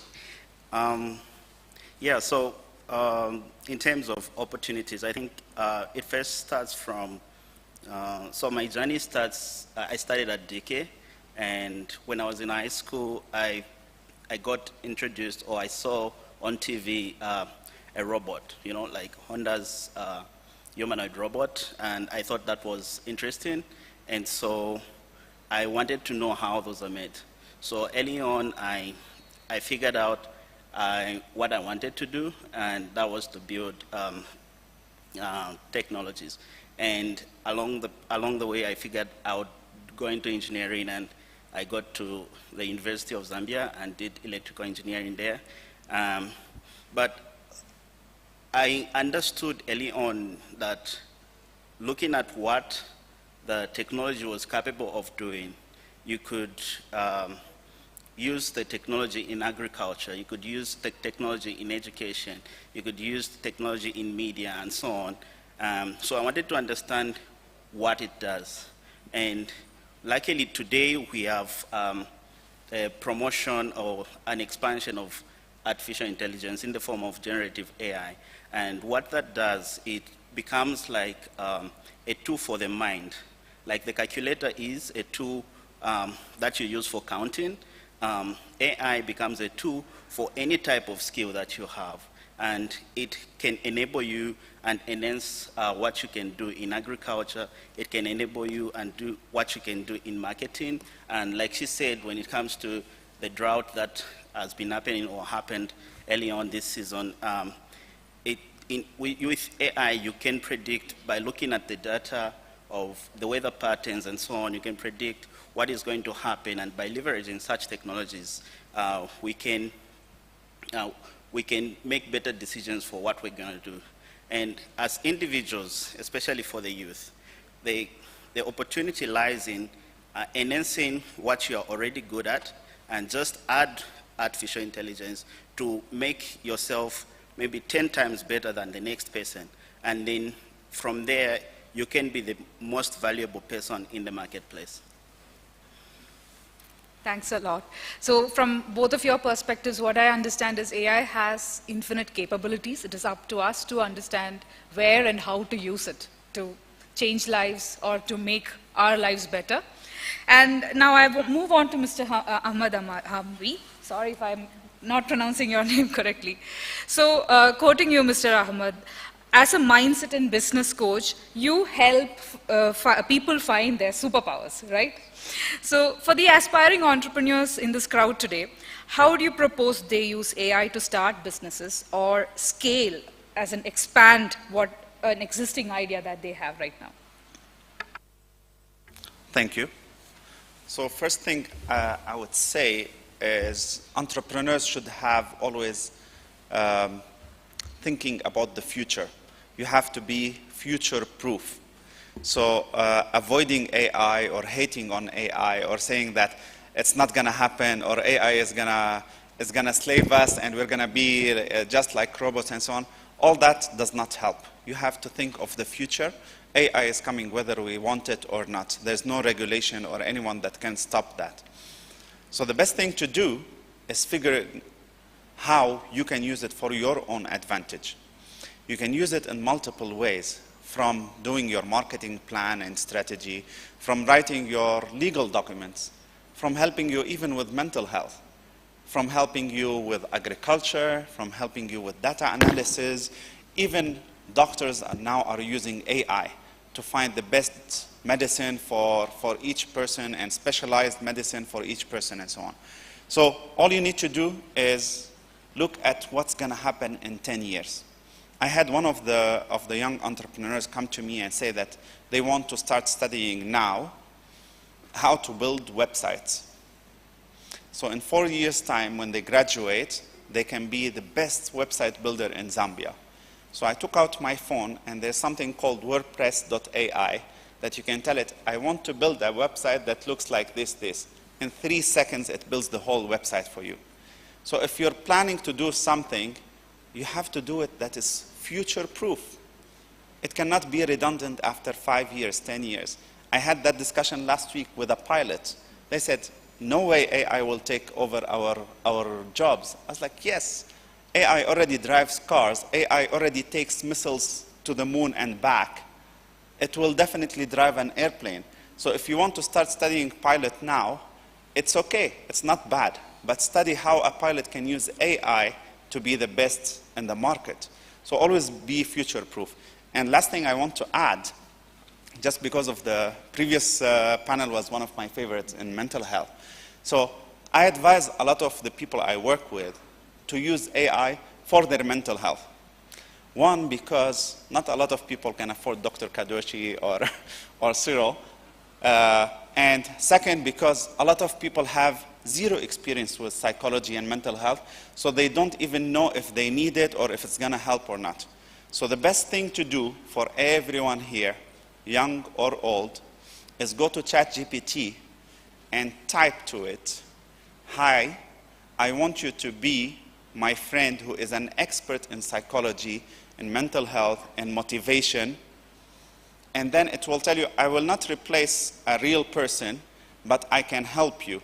And then you can start talking to it, start giving it more information about yourself, and it will give you answers that it will help you. It will just start the conversation, and you'll see like, okay, this is very beneficial. Maybe now I'm ready to go sit with someone and talk to them. The power of AI, which no doctor or psychologist will ever be able to do, is it has access to every single book, every single video ever created about the subject that you want. That including financials, entrepreneurship, mental health, driving, marketing, law. It has immense power. So you have to harness that power and you slave the AI instead of it slaving you. Thanks. Thank you so much. So this segues me into the next question that I had for all the panelists here. I think you've already answered some of it that I wanted to ask. There is always a concept among youngsters that maybe this is a fear that is inflicted on them through social media or some posts that they read about how AI will grow and one day it will replace all jobs and you will be all jobless one day. So is it a misconception or is it something that the youth should be prepared with? And in either way, what are some of the skill sets that they should be prepared for themselves with? I'm talking from a point of view of a job seeker and not probably from just an entrepreneur's perspective. What should be their goals in terms of preparing themselves for such a future so that they are not irrelevant, so to speak? Okay, so this is one of my favorite topics, sorry. So I want to give you the example of a tractor. We all know the farming tractor, right? 100 years ago, everyone was against the invention of a tractor. They were saying it's going to take the jobs of the farmers, people will become lazy, it's going to create broke people, all that stuff. 100 years later, every farmer's dream is to own a tractor, right, Cyril? Every farmer's dream is to own a tractor. So it's the same with AI. We are scared of it taking our jobs, But all we need to do is to figure out how we can use AI to create newer jobs, better jobs, more advanced jobs for ourselves. One of them is actually, I have a startup, which is Zambia's first space tech company. I'm using satellite technology to help monitor climate change, deforestation, and agriculture. So the farms that I work with, I can actually tell them, on this side of the farm, you need more water. On this side of the farm, you have a problem with your vegetation. That's AI. That's using the power of AI and knowing that in 10 years, it's going to still be relevant. So that's all you need to do. Figure something out with AI that's going to be future-proof and start working on it from today. So by the time you graduate, your friends will be behind because now you have tools that have propelled you forward. Yes. Thank you so much, Ahmed. And just to kind of add on to what he said is, the fact is, AI doesn't replace the human element. I'm a strong believer that nobody can replace human intelligence because even AI is just basically reading patterns and feeding off data that intelligent and wise people have actually put out there. So AI complements human beings, but just like Ahmed said, we basically have to kind of work with AI so that we can be better at the whole concept of living a better life. But having said that, the kind of jobs that will be available in the future will be very different. According to, I think, McKinsey's stats, about 85 million jobs will be displaced, but 97 million jobs will be created. It will require us to upskill and train a lot of the people here. As youth, you would have to start looking at things differently. I mean, you need to kind of look at job options in data science because data is like the new fuel for the world, as in how do you harness the power of data and apply that to your lives and become somebody that can actually transform the way the whole economy works. So I don't think that AI will ever take over the human element, but it will divert mundane tasks to AI, and still the strategic elements and the human element which comes with your emotions and your feelings and that gut feel that we all have will always remain relevant. So AI will better jobs, not necessarily replace them. But of course, we cannot be complacent. We have to kind of look to the future and move forward. That's my take. Yep. Just to add on what they've already said, AI is a tool just like anything else, and it has its advantages and it has its flaws. I guess one of the difficult things to deal with AI is the idea that it is intelligent. Technically, it is actually not intelligent. What it does is algorithms that are searching for patterns in the data, and because computation has advanced so much, those patterns can be searched for over all the data that has been ever uploaded onto the internet. And no single human being can do that. And because it does that very fast, it is able to generate responses that look like they were written by human beings. But in part, that is because they were first written by human beings and uploaded to the internet. So what it has always been doing is getting and replicating what has already been out there. But then AI also has its own challenges. One of the main challenges that oftentimes is talked about is called hallucination, which is its ability to spit out statements or make statements that seem to be true but are not factually correct. And so even as people are using that, we always have to take care that that is happening.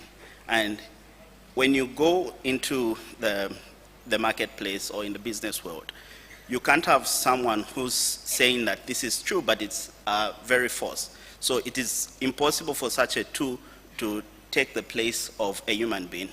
But what the humans can do, what we people can do, is use those tools and make up for the weaknesses that they have and focus on their, or focus on using their strengths to our advantage so that we can contribute to the marketplace. Thank you so much, all three of you. I think this is one of the biggest questions that any young person sitting here, this would be something that they would have thought about when they even heard the topic of AI as a panel discussion topic. But I have a lot of questions in front of me, and me being in the tech entrepreneurship space, I definitely would want to go on and on talking. But this is a panel that is open for you right now. Let's just change up the format, and let's invite some questions from the audience, and then maybe go back to my questions that I've already prepared with. So can someone help with the mic? And just like always, let's start with a question from there, from the middle, and then one question from that side.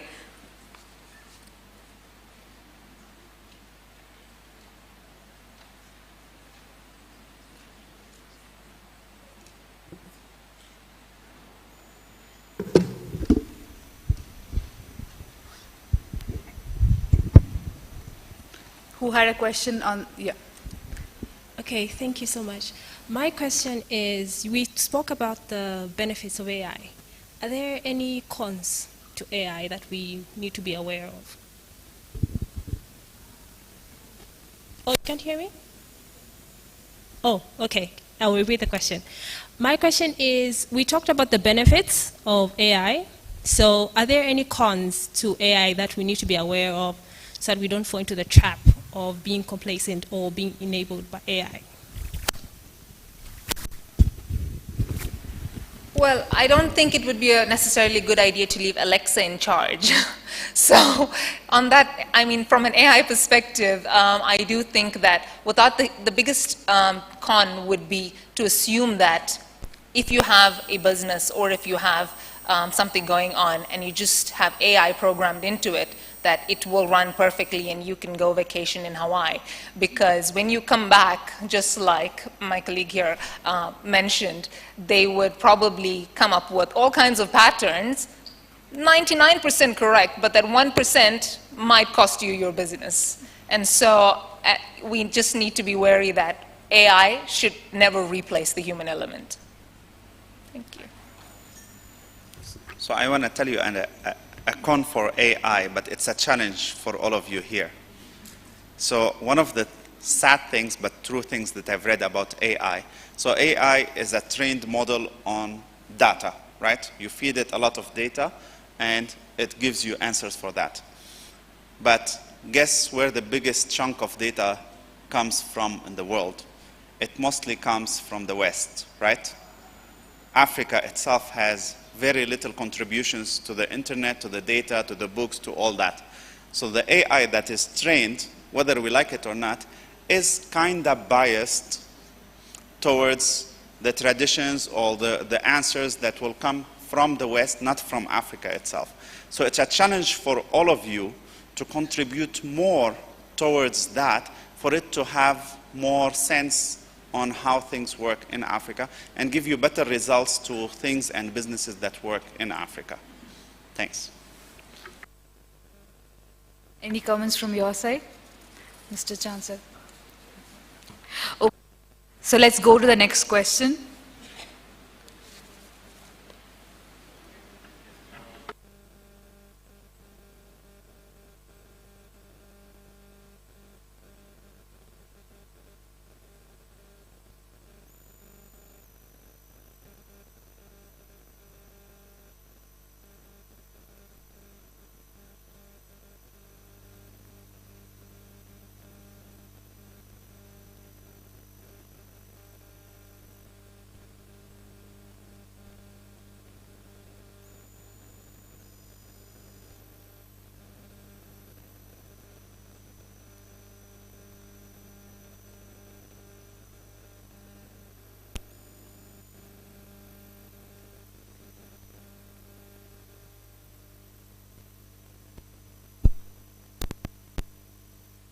I'm repeating that question for all the audience who are listening in through live streaming, since the mic was not working. So I'm shortening the question for governments, from the government perspective, with older generation who are employees. How do we convince them that AI integration is an ally and not something to be feared? Am I right? Is this a question? Thank you so much. Open to the speakers, the panelists, who wants to take it up? I can actually take that question. So, I mean, I do understand the fact that over the years, the Zambian government has actually been quite backward in its thought process when it comes to the adoption of technology. However, I do feel that in the recent past, there has been a lot of strides that have been made towards positive use of technology. And I actually think I heard in one of the discussions within government circles that before the end of 2024, they would be launching a program that is open to all of Zambian citizens in the lines of AI. So maybe they are already convinced, but I guess we'll have to wait and find out. Yeah, and just to add to what she said, when you're talking to stakeholders, you are basically selling an idea.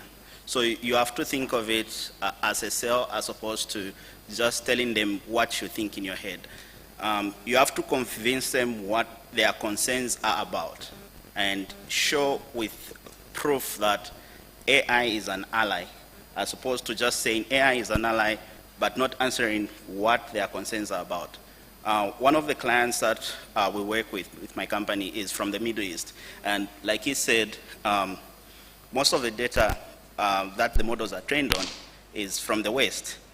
And the cultural difference between the Middle East and the West is so huge. And so when our clients are talking about how are we going to implement the AI, we tell them we're not going to get the exact models, but we'll address the concerns that they have, which are cultural. We address the safety measures that they are concerned about. If the model is going to be given to students and for the students to use, are they concerned what information is going to be made available to the students? And so even from an engineering perspective, we establish all the guardrails that we are going to implement and address all the concerns that they have. And so the government becomes convinced of what we are going to implement, and they like our idea and get it on board. Thank you. Thanks a lot. So can we have a couple of questions from the center? Do we have the mic ready?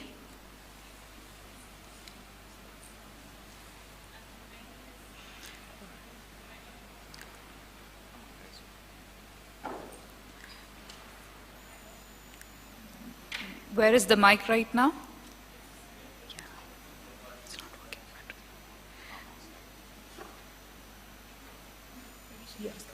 Yeah.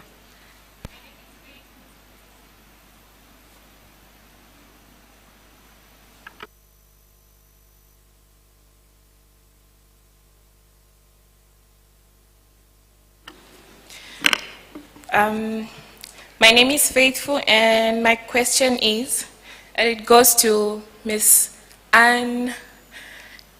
Yes, that. How do you build, or rather remain relevant, in a globe that is rapidly increasing or evolving in the technology sector as far as AI development is concerned? I heard you say AI cannot replace human, but how do you still remain relevant? Thank you so much for that. So, I mean, from a Net1 perspective, we already use AI, not to the scale that we should, but if I'm going to talk about the use of AI, currently we use a lot of AI in the security space already. So it helps a lot of my analysts save time trying to detect threats.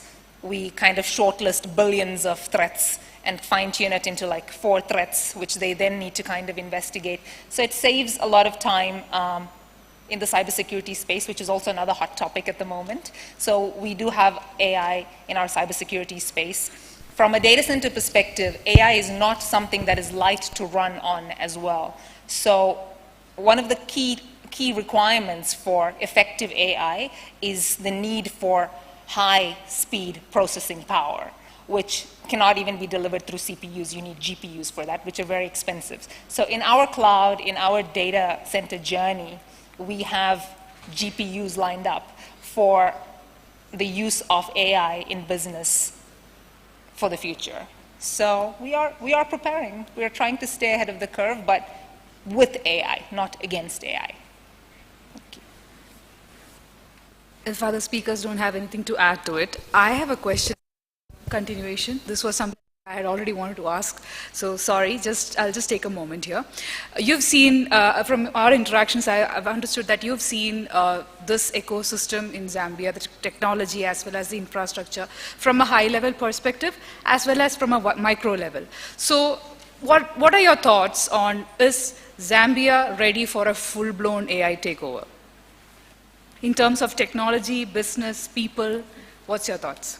No, we are not ready for a full takeover. However, we are ready to start the journey, and I do believe that we have excellent private sector players. I mean, like Ahmed's there, Net1's there, and there's a lot of good private sector companies that are invested in making the technology space in Zambia truly great. And I do think that if we all work together, we are definitely on the right path to making sure that Zambia will get there along with the West. Maybe not at right now in this moment in time, but we are definitely ready to start that journey. The technology adoption, the technology penetration, everything has doubled, tripled in the last few years because of how, the economy just demands it, as in there's no way you will find people that don't have smartphones anymore. I mean, you very rarely find someone that's walking around without a smartphone, and we didn't expect that change to happen. So, I mean, I do think based on that, we are definitely geared towards a rapidly evolving model that can quite easily take over an AI revolution here in Zambia. We have bright young minds, such eager to learn, a youthful population, which is also essential because a lot of, and this I think is our greatest asset, is the young population that we have. I think our average age in Zambia is like 16 or 17. So with such a youthful population, your young minds need to be geared towards embracing AI, wanting to learn, wanting to contribute, becoming the data scientists, and maybe the hub of Africa that can potentially contribute to the patterns that will lead the whole of Africa's evolution in the AI space. I do think that Zambia has that power. So it is my honest belief and passion that not only is Zambia ready to start the journey, but in fact, if we all put our minds together, Zambia can truly lead the evolution of AI in Africa.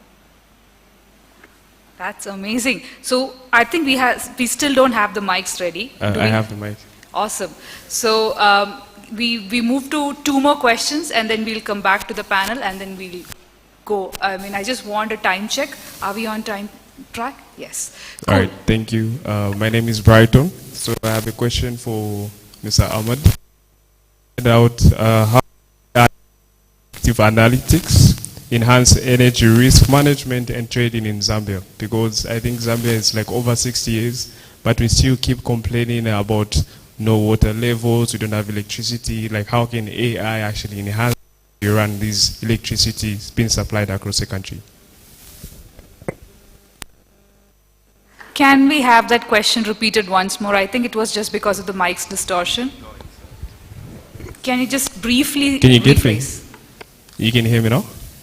Okay, so my question is, how can AI-powered predictive analytics enhance energy risk management and trading in Zambia?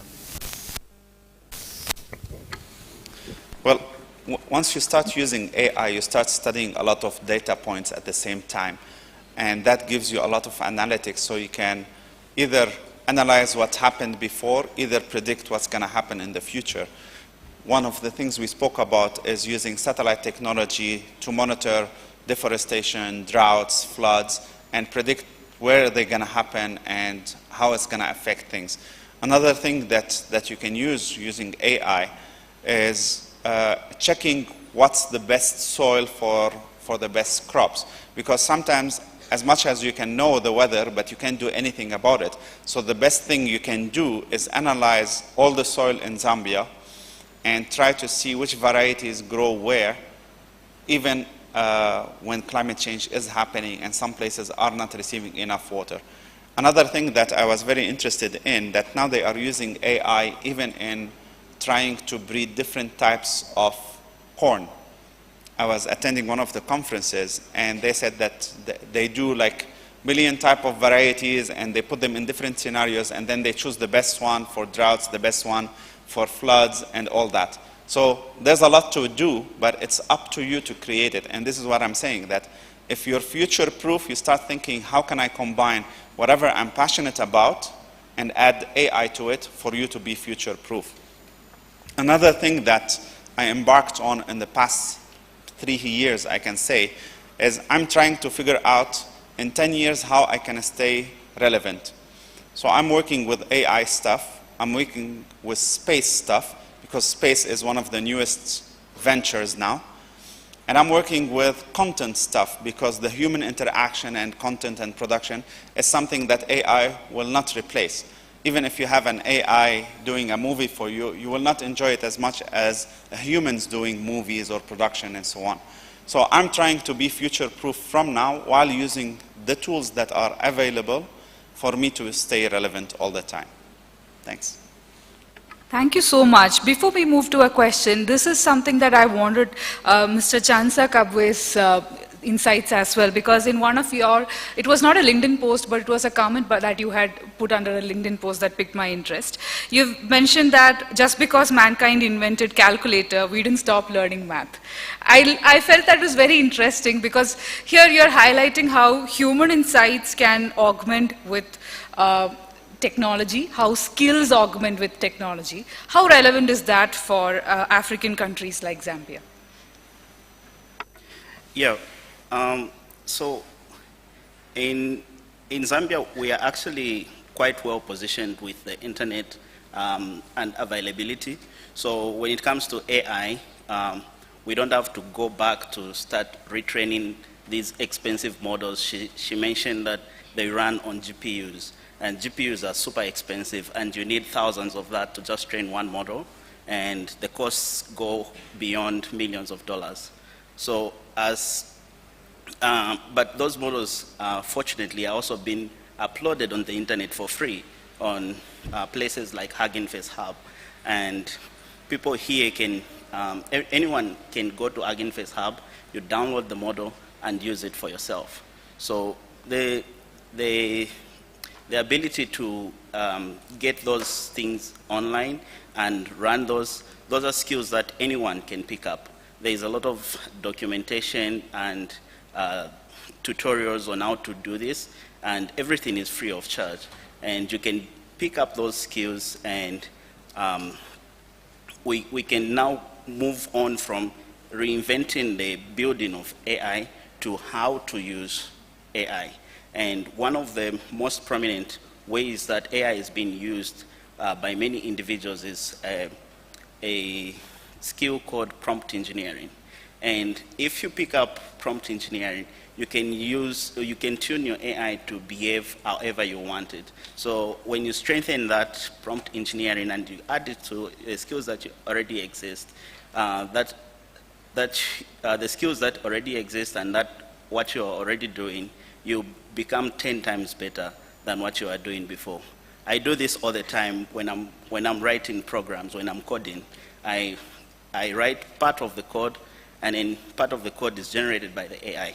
Sometimes it makes the mistakes, but because of my foundation, the skills that I already built without the AI, I use that to augment and correct what the AI is doing and make my work 10 times faster. Thanks a lot. I hope all of you are appreciating, just like me, how Mr. Ahmed's insights as well as Mr. Chansa Kabwe's are, like, in a way, melding with each other. So we'll take one more question from the audience. Can I add something? Yes, definitely. Okay, so thank you. My name is Jennifer Mwela. Can we pause for a second? Just a second. We have one more additional I just comment wanted to from add something to what he said, and of what Dumisani said earlier today, that excuses expire. One of those excuses is that we are in a third world country, that we are in Africa, we don't have access to proper education. All those excuses expired. Today, online, you can learn the exact same stuff that a Harvard or MIT student is learning. So I don't see any reason or any obstacle for someone who's really meaning to study AI for not to be able to lead the AI revolution across the world. There's literally no excuse for that. You can get courses as low as 100 kwacha, less than 2 bottles of Mosi sometimes. So you have to take the initiative, say, okay, how can I be the best in this in the next 5 years, not today. But you have to start working on that. Another thing I want to mention is that from South Africa, we have one of the inventions, which is a lens that was created in Stellenbosch University. NASA now is using that lens in their satellites. And this is made in South Africa, so why not in Zambia? What is your excuse? So let's stop the excuses. Excuses expire, and let's lead the revolution. We have brilliant people here. Let's combine. If you're interested in medicine, combine it with AI. If you're interested in entrepreneurship, medical, mental health, anything, combine it with AI and see how we can lead the world. Thanks. Wow. All right, can we have the last question? Thank you for understanding the earlier interruption. Okay, so my name is Jennifer Mwela, and my question is AI killing human creativity or is it adding value? Because looking at the part where it's fast dominating. Thank you. Who wants to take it up? No, you can't. That's an interesting one. I think it comes up a lot when you talk of generating images or generating audio and stuff, and maybe even creating poems and so on. But the question is, what is creativity, right? Creativity is about making or coming up with something that is almost novel and insightful and almost new. It's not always new. Poets have been writing poems based on things that they've seen, based on their experiences, and they will always do that. And she mentioned the human element. Most of the creativity comes from the human element, and AI doesn't have that human element. What AI does is respond to what the user asked for it. And that's why I talked about prompt engineering. When you ask it, you are basically prompting what it's going to write. But with your insights and the humanness in you, the social interactions that you've had, the experience of seeing a sunset on the sea, all those things cannot be encapsulated in AI, but you as a human will always have them. And by combining what AI can only help you to do is articulate or enhance what you bring to the world. And for me, I think that AI, rather than killing creativity, it rather enhances it and makes it more available to other people who don't know how to express themselves. And we actually are becoming more creative with AI. Yeah. Yes, you may add some points. Okay, so as he said, I 100% agree. AI is a tool just like money. Money is a tool. It enhances what you are and what you want to do. So if you're a lazy person and you copy your homeworks from your friends, you're still a lazy person copying your homework from ChatGPT. But if you're someone who wants to do more, when you prompt an AI to tell him, create this logo for me, you don't just stop there. You tell it, okay, so add a bit of blue now make the edges round. You're still prompting it, you're still adding your creativity to it for it to look like what you want. But if you're lazy, then you just take whatever is there on Google search and use it. So it's up to you how to use the AI and how to make your creativity pop by combining things that are unique. Your uniqueness comes from combining your experience with everything from all sides of your life to create something that hasn't been created. Thanks.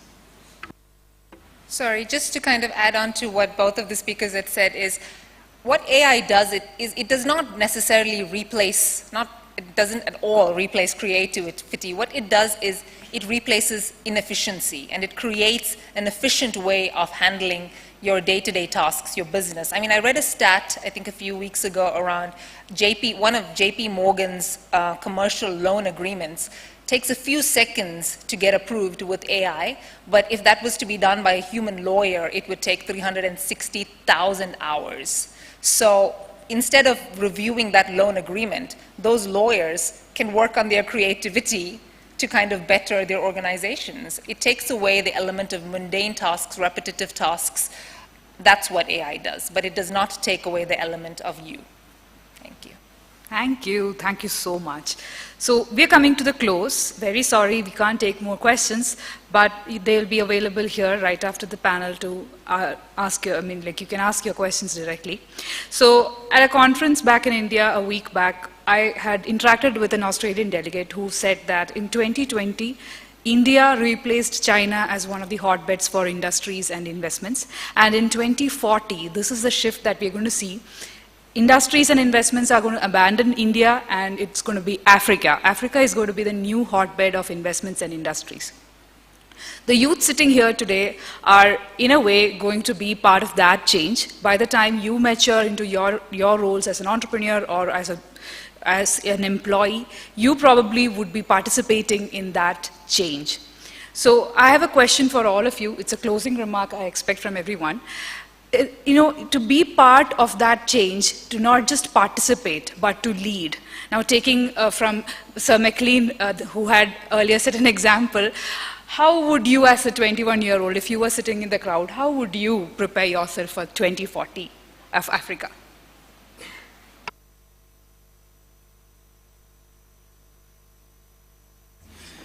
Okay, so I think the main thing is get over your story. Change your story and what you say about yourself. No, I can't do this, I can't do that. We can't be the best in the world. No, we can. Once you start changing that story, that's when you start leading. And this is what is needed.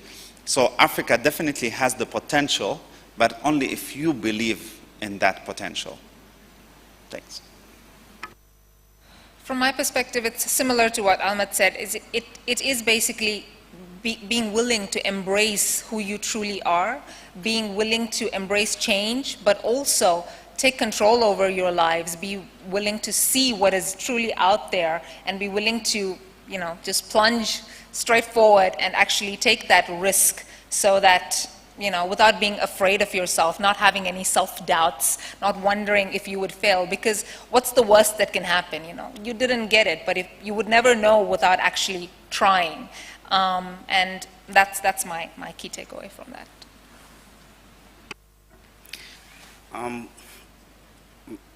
I think for me it's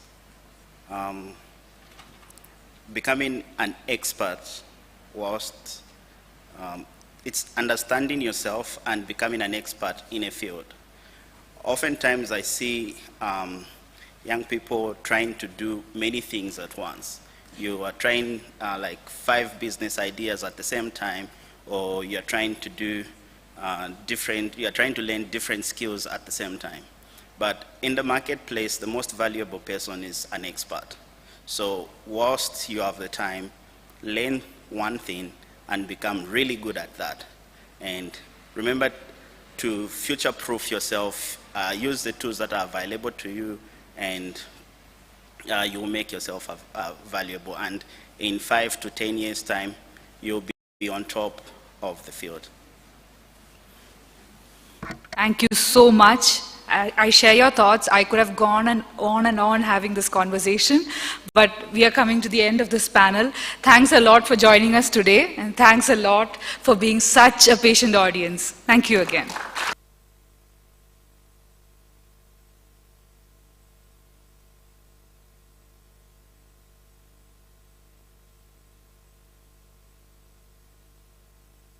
Swati, Ahmad, and Chansa, thank you very much for your time, your preparation today. I think that's an excellent way to actually bring us to the culmination of day 1 and to finally send us off, wrap everything up nice and neat. I'm going to call Sherry Knowles, of course, for final remarks and a very special announcement.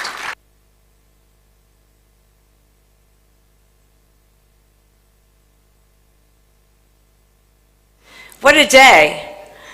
Are you all energized still? I think everybody should stand up. We still have about 10 or 15 minutes more to go. Stand up. We said welcome in the morning. Just go, wow, Kectil, really loud. Let's hear that really loud. That's good enough. Whoa, Kectil! Oh, Kectil! Whoa, whoa, Kectil! This sounds like a U.S. football cheer, actually. So, great. Okay, thank you so much. Now, a couple of announcements. You sit down now. That's good. That got your blood going for the last 10 minutes of the day. We are going to have two special guests who are still going to join us by video in just a minute, and I'm about to introduce them. First, a final announcement. Well, first two reflections on the day. Want to comment on the AI panel, which was excellent. We talked about, is AI going to destroy creativity? I'm an intellectual property attorney. I specialize in pharmaceuticals and biotech. We had some real interesting discussions today about pharma and biotech. My background is actually in organic chemistry, and then I went to law school. So I actually have a day job in addition to Kectil, and I'm a full-time lawyer. And so there's been a question at the patent offices around the world. What are they going to do if patent applications are drafted by ChatGPT? Or what are they going to do with all these things? Can a bot be an inventor? And that's actually gone through the courts. It's gone through the courts in the United States. It's been discussed in Europe. And the answer is, consistent with the panel, no. And the reason why the answer is no is because AI cannot be an inventor, because it's not a creator. It will give you back what you give it. So at the US Patent Office, European Patent Office, I think Chinese Patent Office, and I think around the world, AI cannot be an inventor of any patent applications and any patents, which means innovation and inventions around the world. It still takes all of us to create an invention. So I think that's kind of reassuring. Now, for tomorrow, some people have asked us and they've requested, can you please wear your Kectil t-shirt? Did everybody get their Kectil t-shirt today? If anybody did not get a Kectil t-shirt, please go by the registration desk and make sure you get it. Tomorrow, either bring or wear your Kectil t-shirt, because we're going to take a group photo of everybody at lunchtime, everybody in their Kectil t-shirts. So either bring them or wear them, and right before lunch, we're going to come up and take a huge picture, and then we're going to blast it all over the internet. So, because we're so excited about the Zambia conference. Can we get the picture? So we've had a lot of authentic discussions today, and I think a lot of discussions in which people have really bared their souls about different issues. Okay, so let's get on this. So we think about Kectil. Where do we go from here? We're talking about networking youth in developing countries all over the world. So what are some of the challenges that Kectil still faces in having discussions, in having our safe space, our KectilColleagues.com, which you migrate into once you get accepted into the program? We get lots and lots of questions from youth all over the world. Okay, and we get questions all over. That's one of our issues. And it gets overwhelming to answer all these questions. So what did you just hear from this panel today? What's a good way to maybe answer a lot of questions that come up to Kectil, and more than what we can even answer ourselves, or that our wonderful Kectil board can answer, or our Kectil volunteers, or our regional coordinators? Maybe we can get some help from AI to do that, right? Isn't the next step for Kectil to integrate AI into its program? Okay. What's another issue that we have? So we have South Africa. Not South Africa, we have South America. We have all these different wonderful countries around the world. What's something that prevents us from entering certain countries or certain continents, the world, so that we can truly integrate all the youth in developing countries all over the world? What is that? It's a language barrier. Language barrier. Okay? One of the places that Kectil has the fewest members in, fewest Kectil colleagues in, can anybody guess?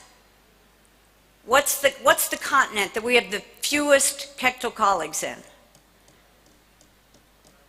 It's not Africa. We have a lot of Kectil colleagues in Africa. I can promise you that.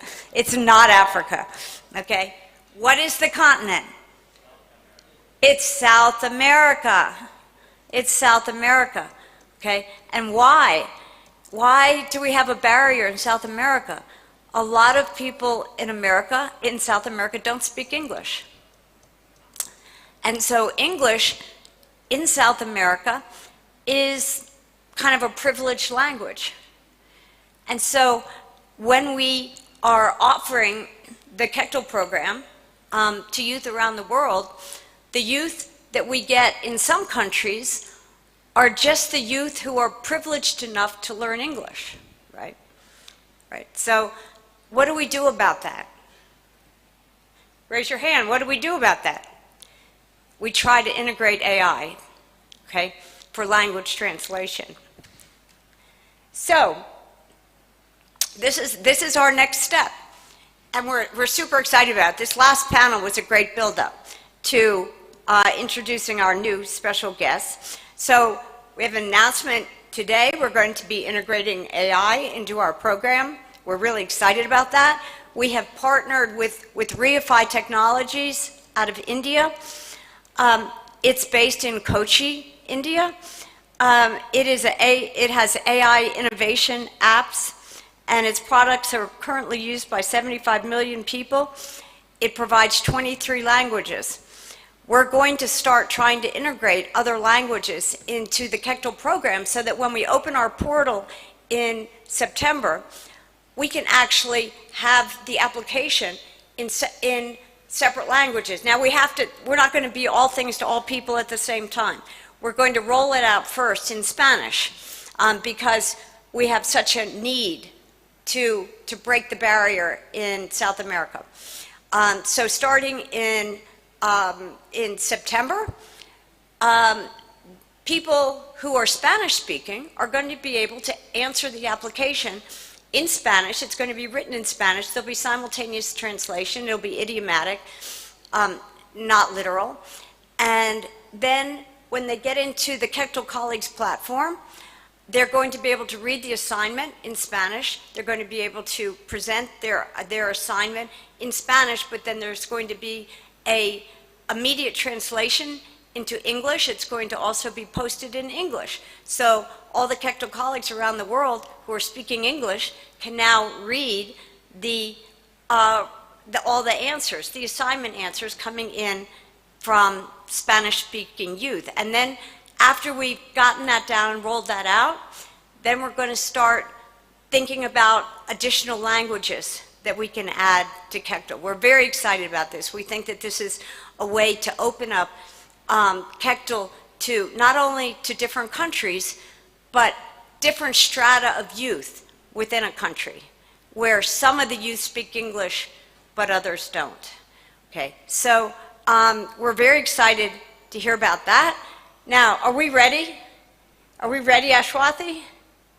Okay, so we're going to introduce our special guest right now. This is Joseph Babu, who is the Chief Marketing Officer at Reify.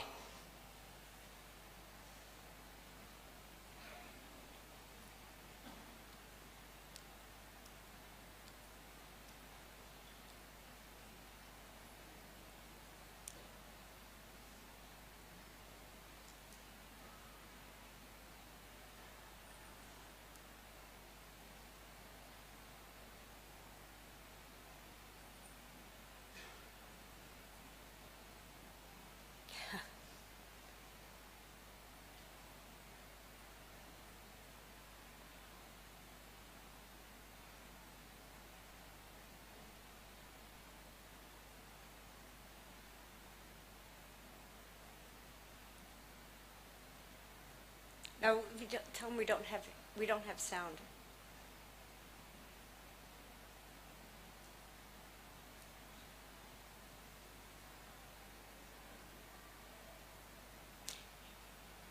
Joseph is actually in Vietnam right now on vacation with his family, and he was kind enough to do this presentation for us from Vietnam. And so we have to get the audio going here. And Ashwatha, you might want to ask him to start over. I was traveling, I could not make it physically.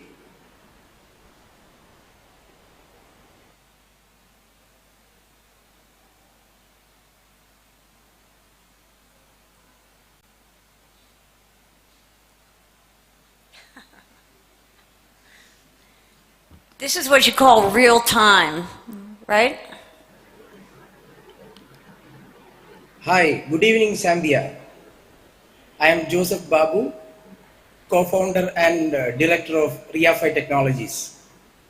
I would like to thank Sherry for giving me this opportunity to address the young and vibrant minds of Zambia. I wish I could have joined there physically, but unfortunately, as I was traveling, I could not make it there, but I'm happy that I could be here virtually.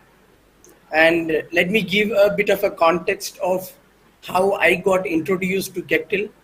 So Kectil conducted a big conference in India back in 2024 January, where I was attending the event as one of the speakers as invited by Ashwati. And I got the opportunity to meet Sherry and had a discussion on the activities that is happening with Kectil Foundation.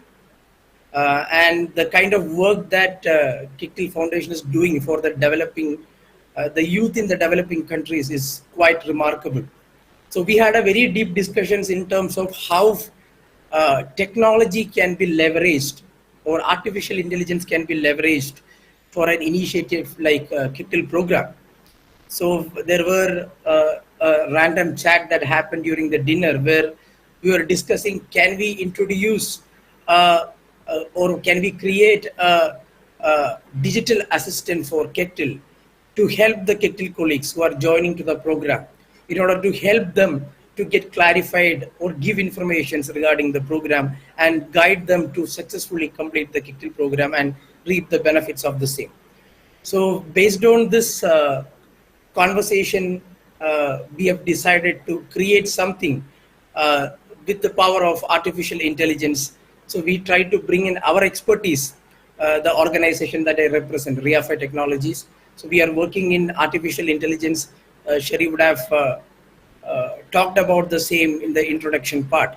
So I'm not going in deep to that, but it was all happening in the time frame of in the last 4 months where I got the opportunity to speak in one of the Kectil conference that happened in India and got connected with Sherry, and we got this idea of creating a digital assistant for Kectil. And we are happy to announce this collaboration with Kectil. In the past also, RIAFI have collaborated with a lot of organizations to bring AI for good. So we are super excited to announce our engagement with the Kectil program. And today, we are happy to launch the Kectil's AI, that is Kai, in front of the young crowd who has assembled today as a part of this Kectil Zambia conference. So let me share my screen. Hope my screen is visible. If some of the organizers can confirm it, let me go with the demo. So I think, say hi to Kai. So Kai is the Kectil's AI, the digital assistant of Kectil who can help Kectil colleagues to answer their questions related to Kectil program. So let me show you a small demo and let's take it from there. And so let's say hello, Kai. So So I'll try to converse as one of you who have attended the Kectil conference. So I want to know more about Kectil. So I want to ask it. I want to know more about Kectil. Can you help Kai? Hope my screen is visible. So Kectil is a transformative web-based mentoring initiative designed to nurture the leadership potential of talented youth in developing countries. Yes. So it is designed. So I want to know, that is interesting. That's interesting. So who created this program?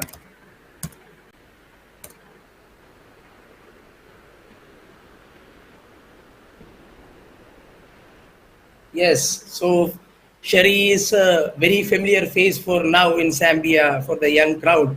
Yes, it was designed by Sherry. So now I have a interesting question. So I am someone who attended the Zambia conference. So I have one last question.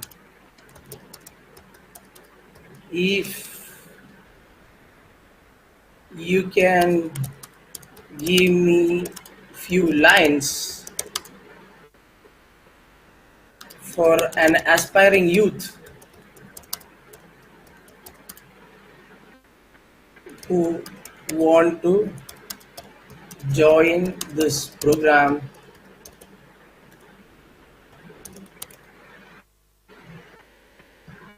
and why?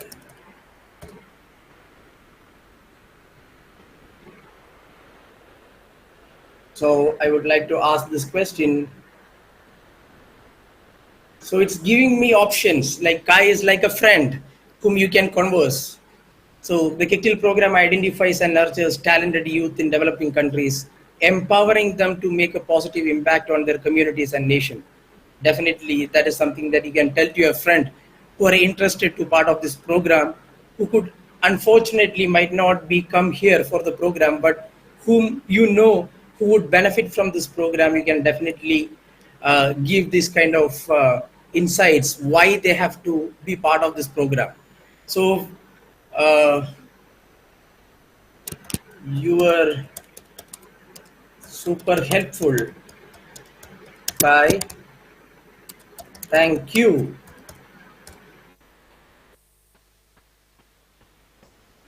So yeah, Kai would be the digital assistant for Kectil, and soon. So Sherry would be announcing the dates in which Kai would be available for all the Kectil colleagues who are joining the program to use and get the help of Kai. And it's not just that, like the Kectil program is getting wide acceptance across the countries, across the globe. So bringing Kai to more global languages to help youth in different parts of the world to enjoy, to utilize the generative AI experience or the AI experience and make use of this wonderful platform. We are super excited, and thank you once again, Shari. And one last thing I would like to say to all of you who have gathered here: you have made a very rightful choice today to be part of this program. You see, you've already witnessed what this program can offer. Now it's time for you to get experienced, or to experience this entire program. So I would encourage all of you to be part of this program and reap the entire benefits of this entire program, and also encourage your friends to be part of this program. So thank you. Thank you once again for this opportunity, and all the best.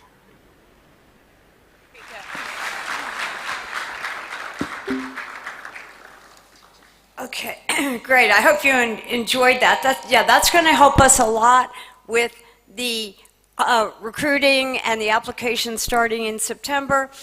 As I said, we're going to start out doing this in English and Spanish, and then we'll go on with other languages from there. If you have any suggestions, please let us know. We've had a very long day today. We've had awe-inspiring, world-class speakers talking about issues that they've just opened their heart on. I hope that you all already feel today, at the end of the day, that you're different than you were when you came here. And we're very excited about tomorrow. Please get here on time. Okay, we are going to start the program on time at 8:30 tomorrow. We've got another packed day. Please wear or bring your Kectil t-shirt. We can't wait to see you tomorrow, and we'll continue the conversation. Thank you.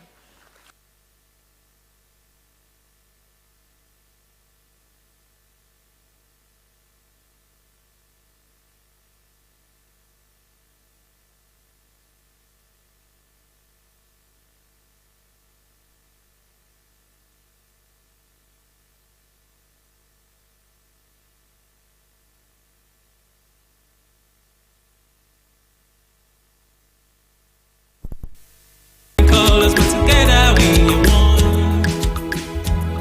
If we keep working together, we can. Colors, but together we are one.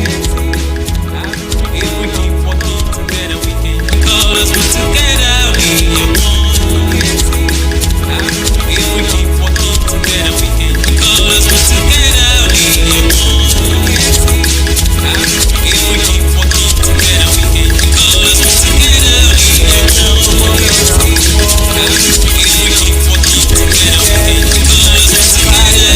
one. We make the different in colors, but together we are one. If we keep working together, we can keep on. Kectil together, I'm reaching out to all. Stand fast together, united, divided we hold. Let us keep our dreams alive, 'cause tomorrow's gonna be a better day.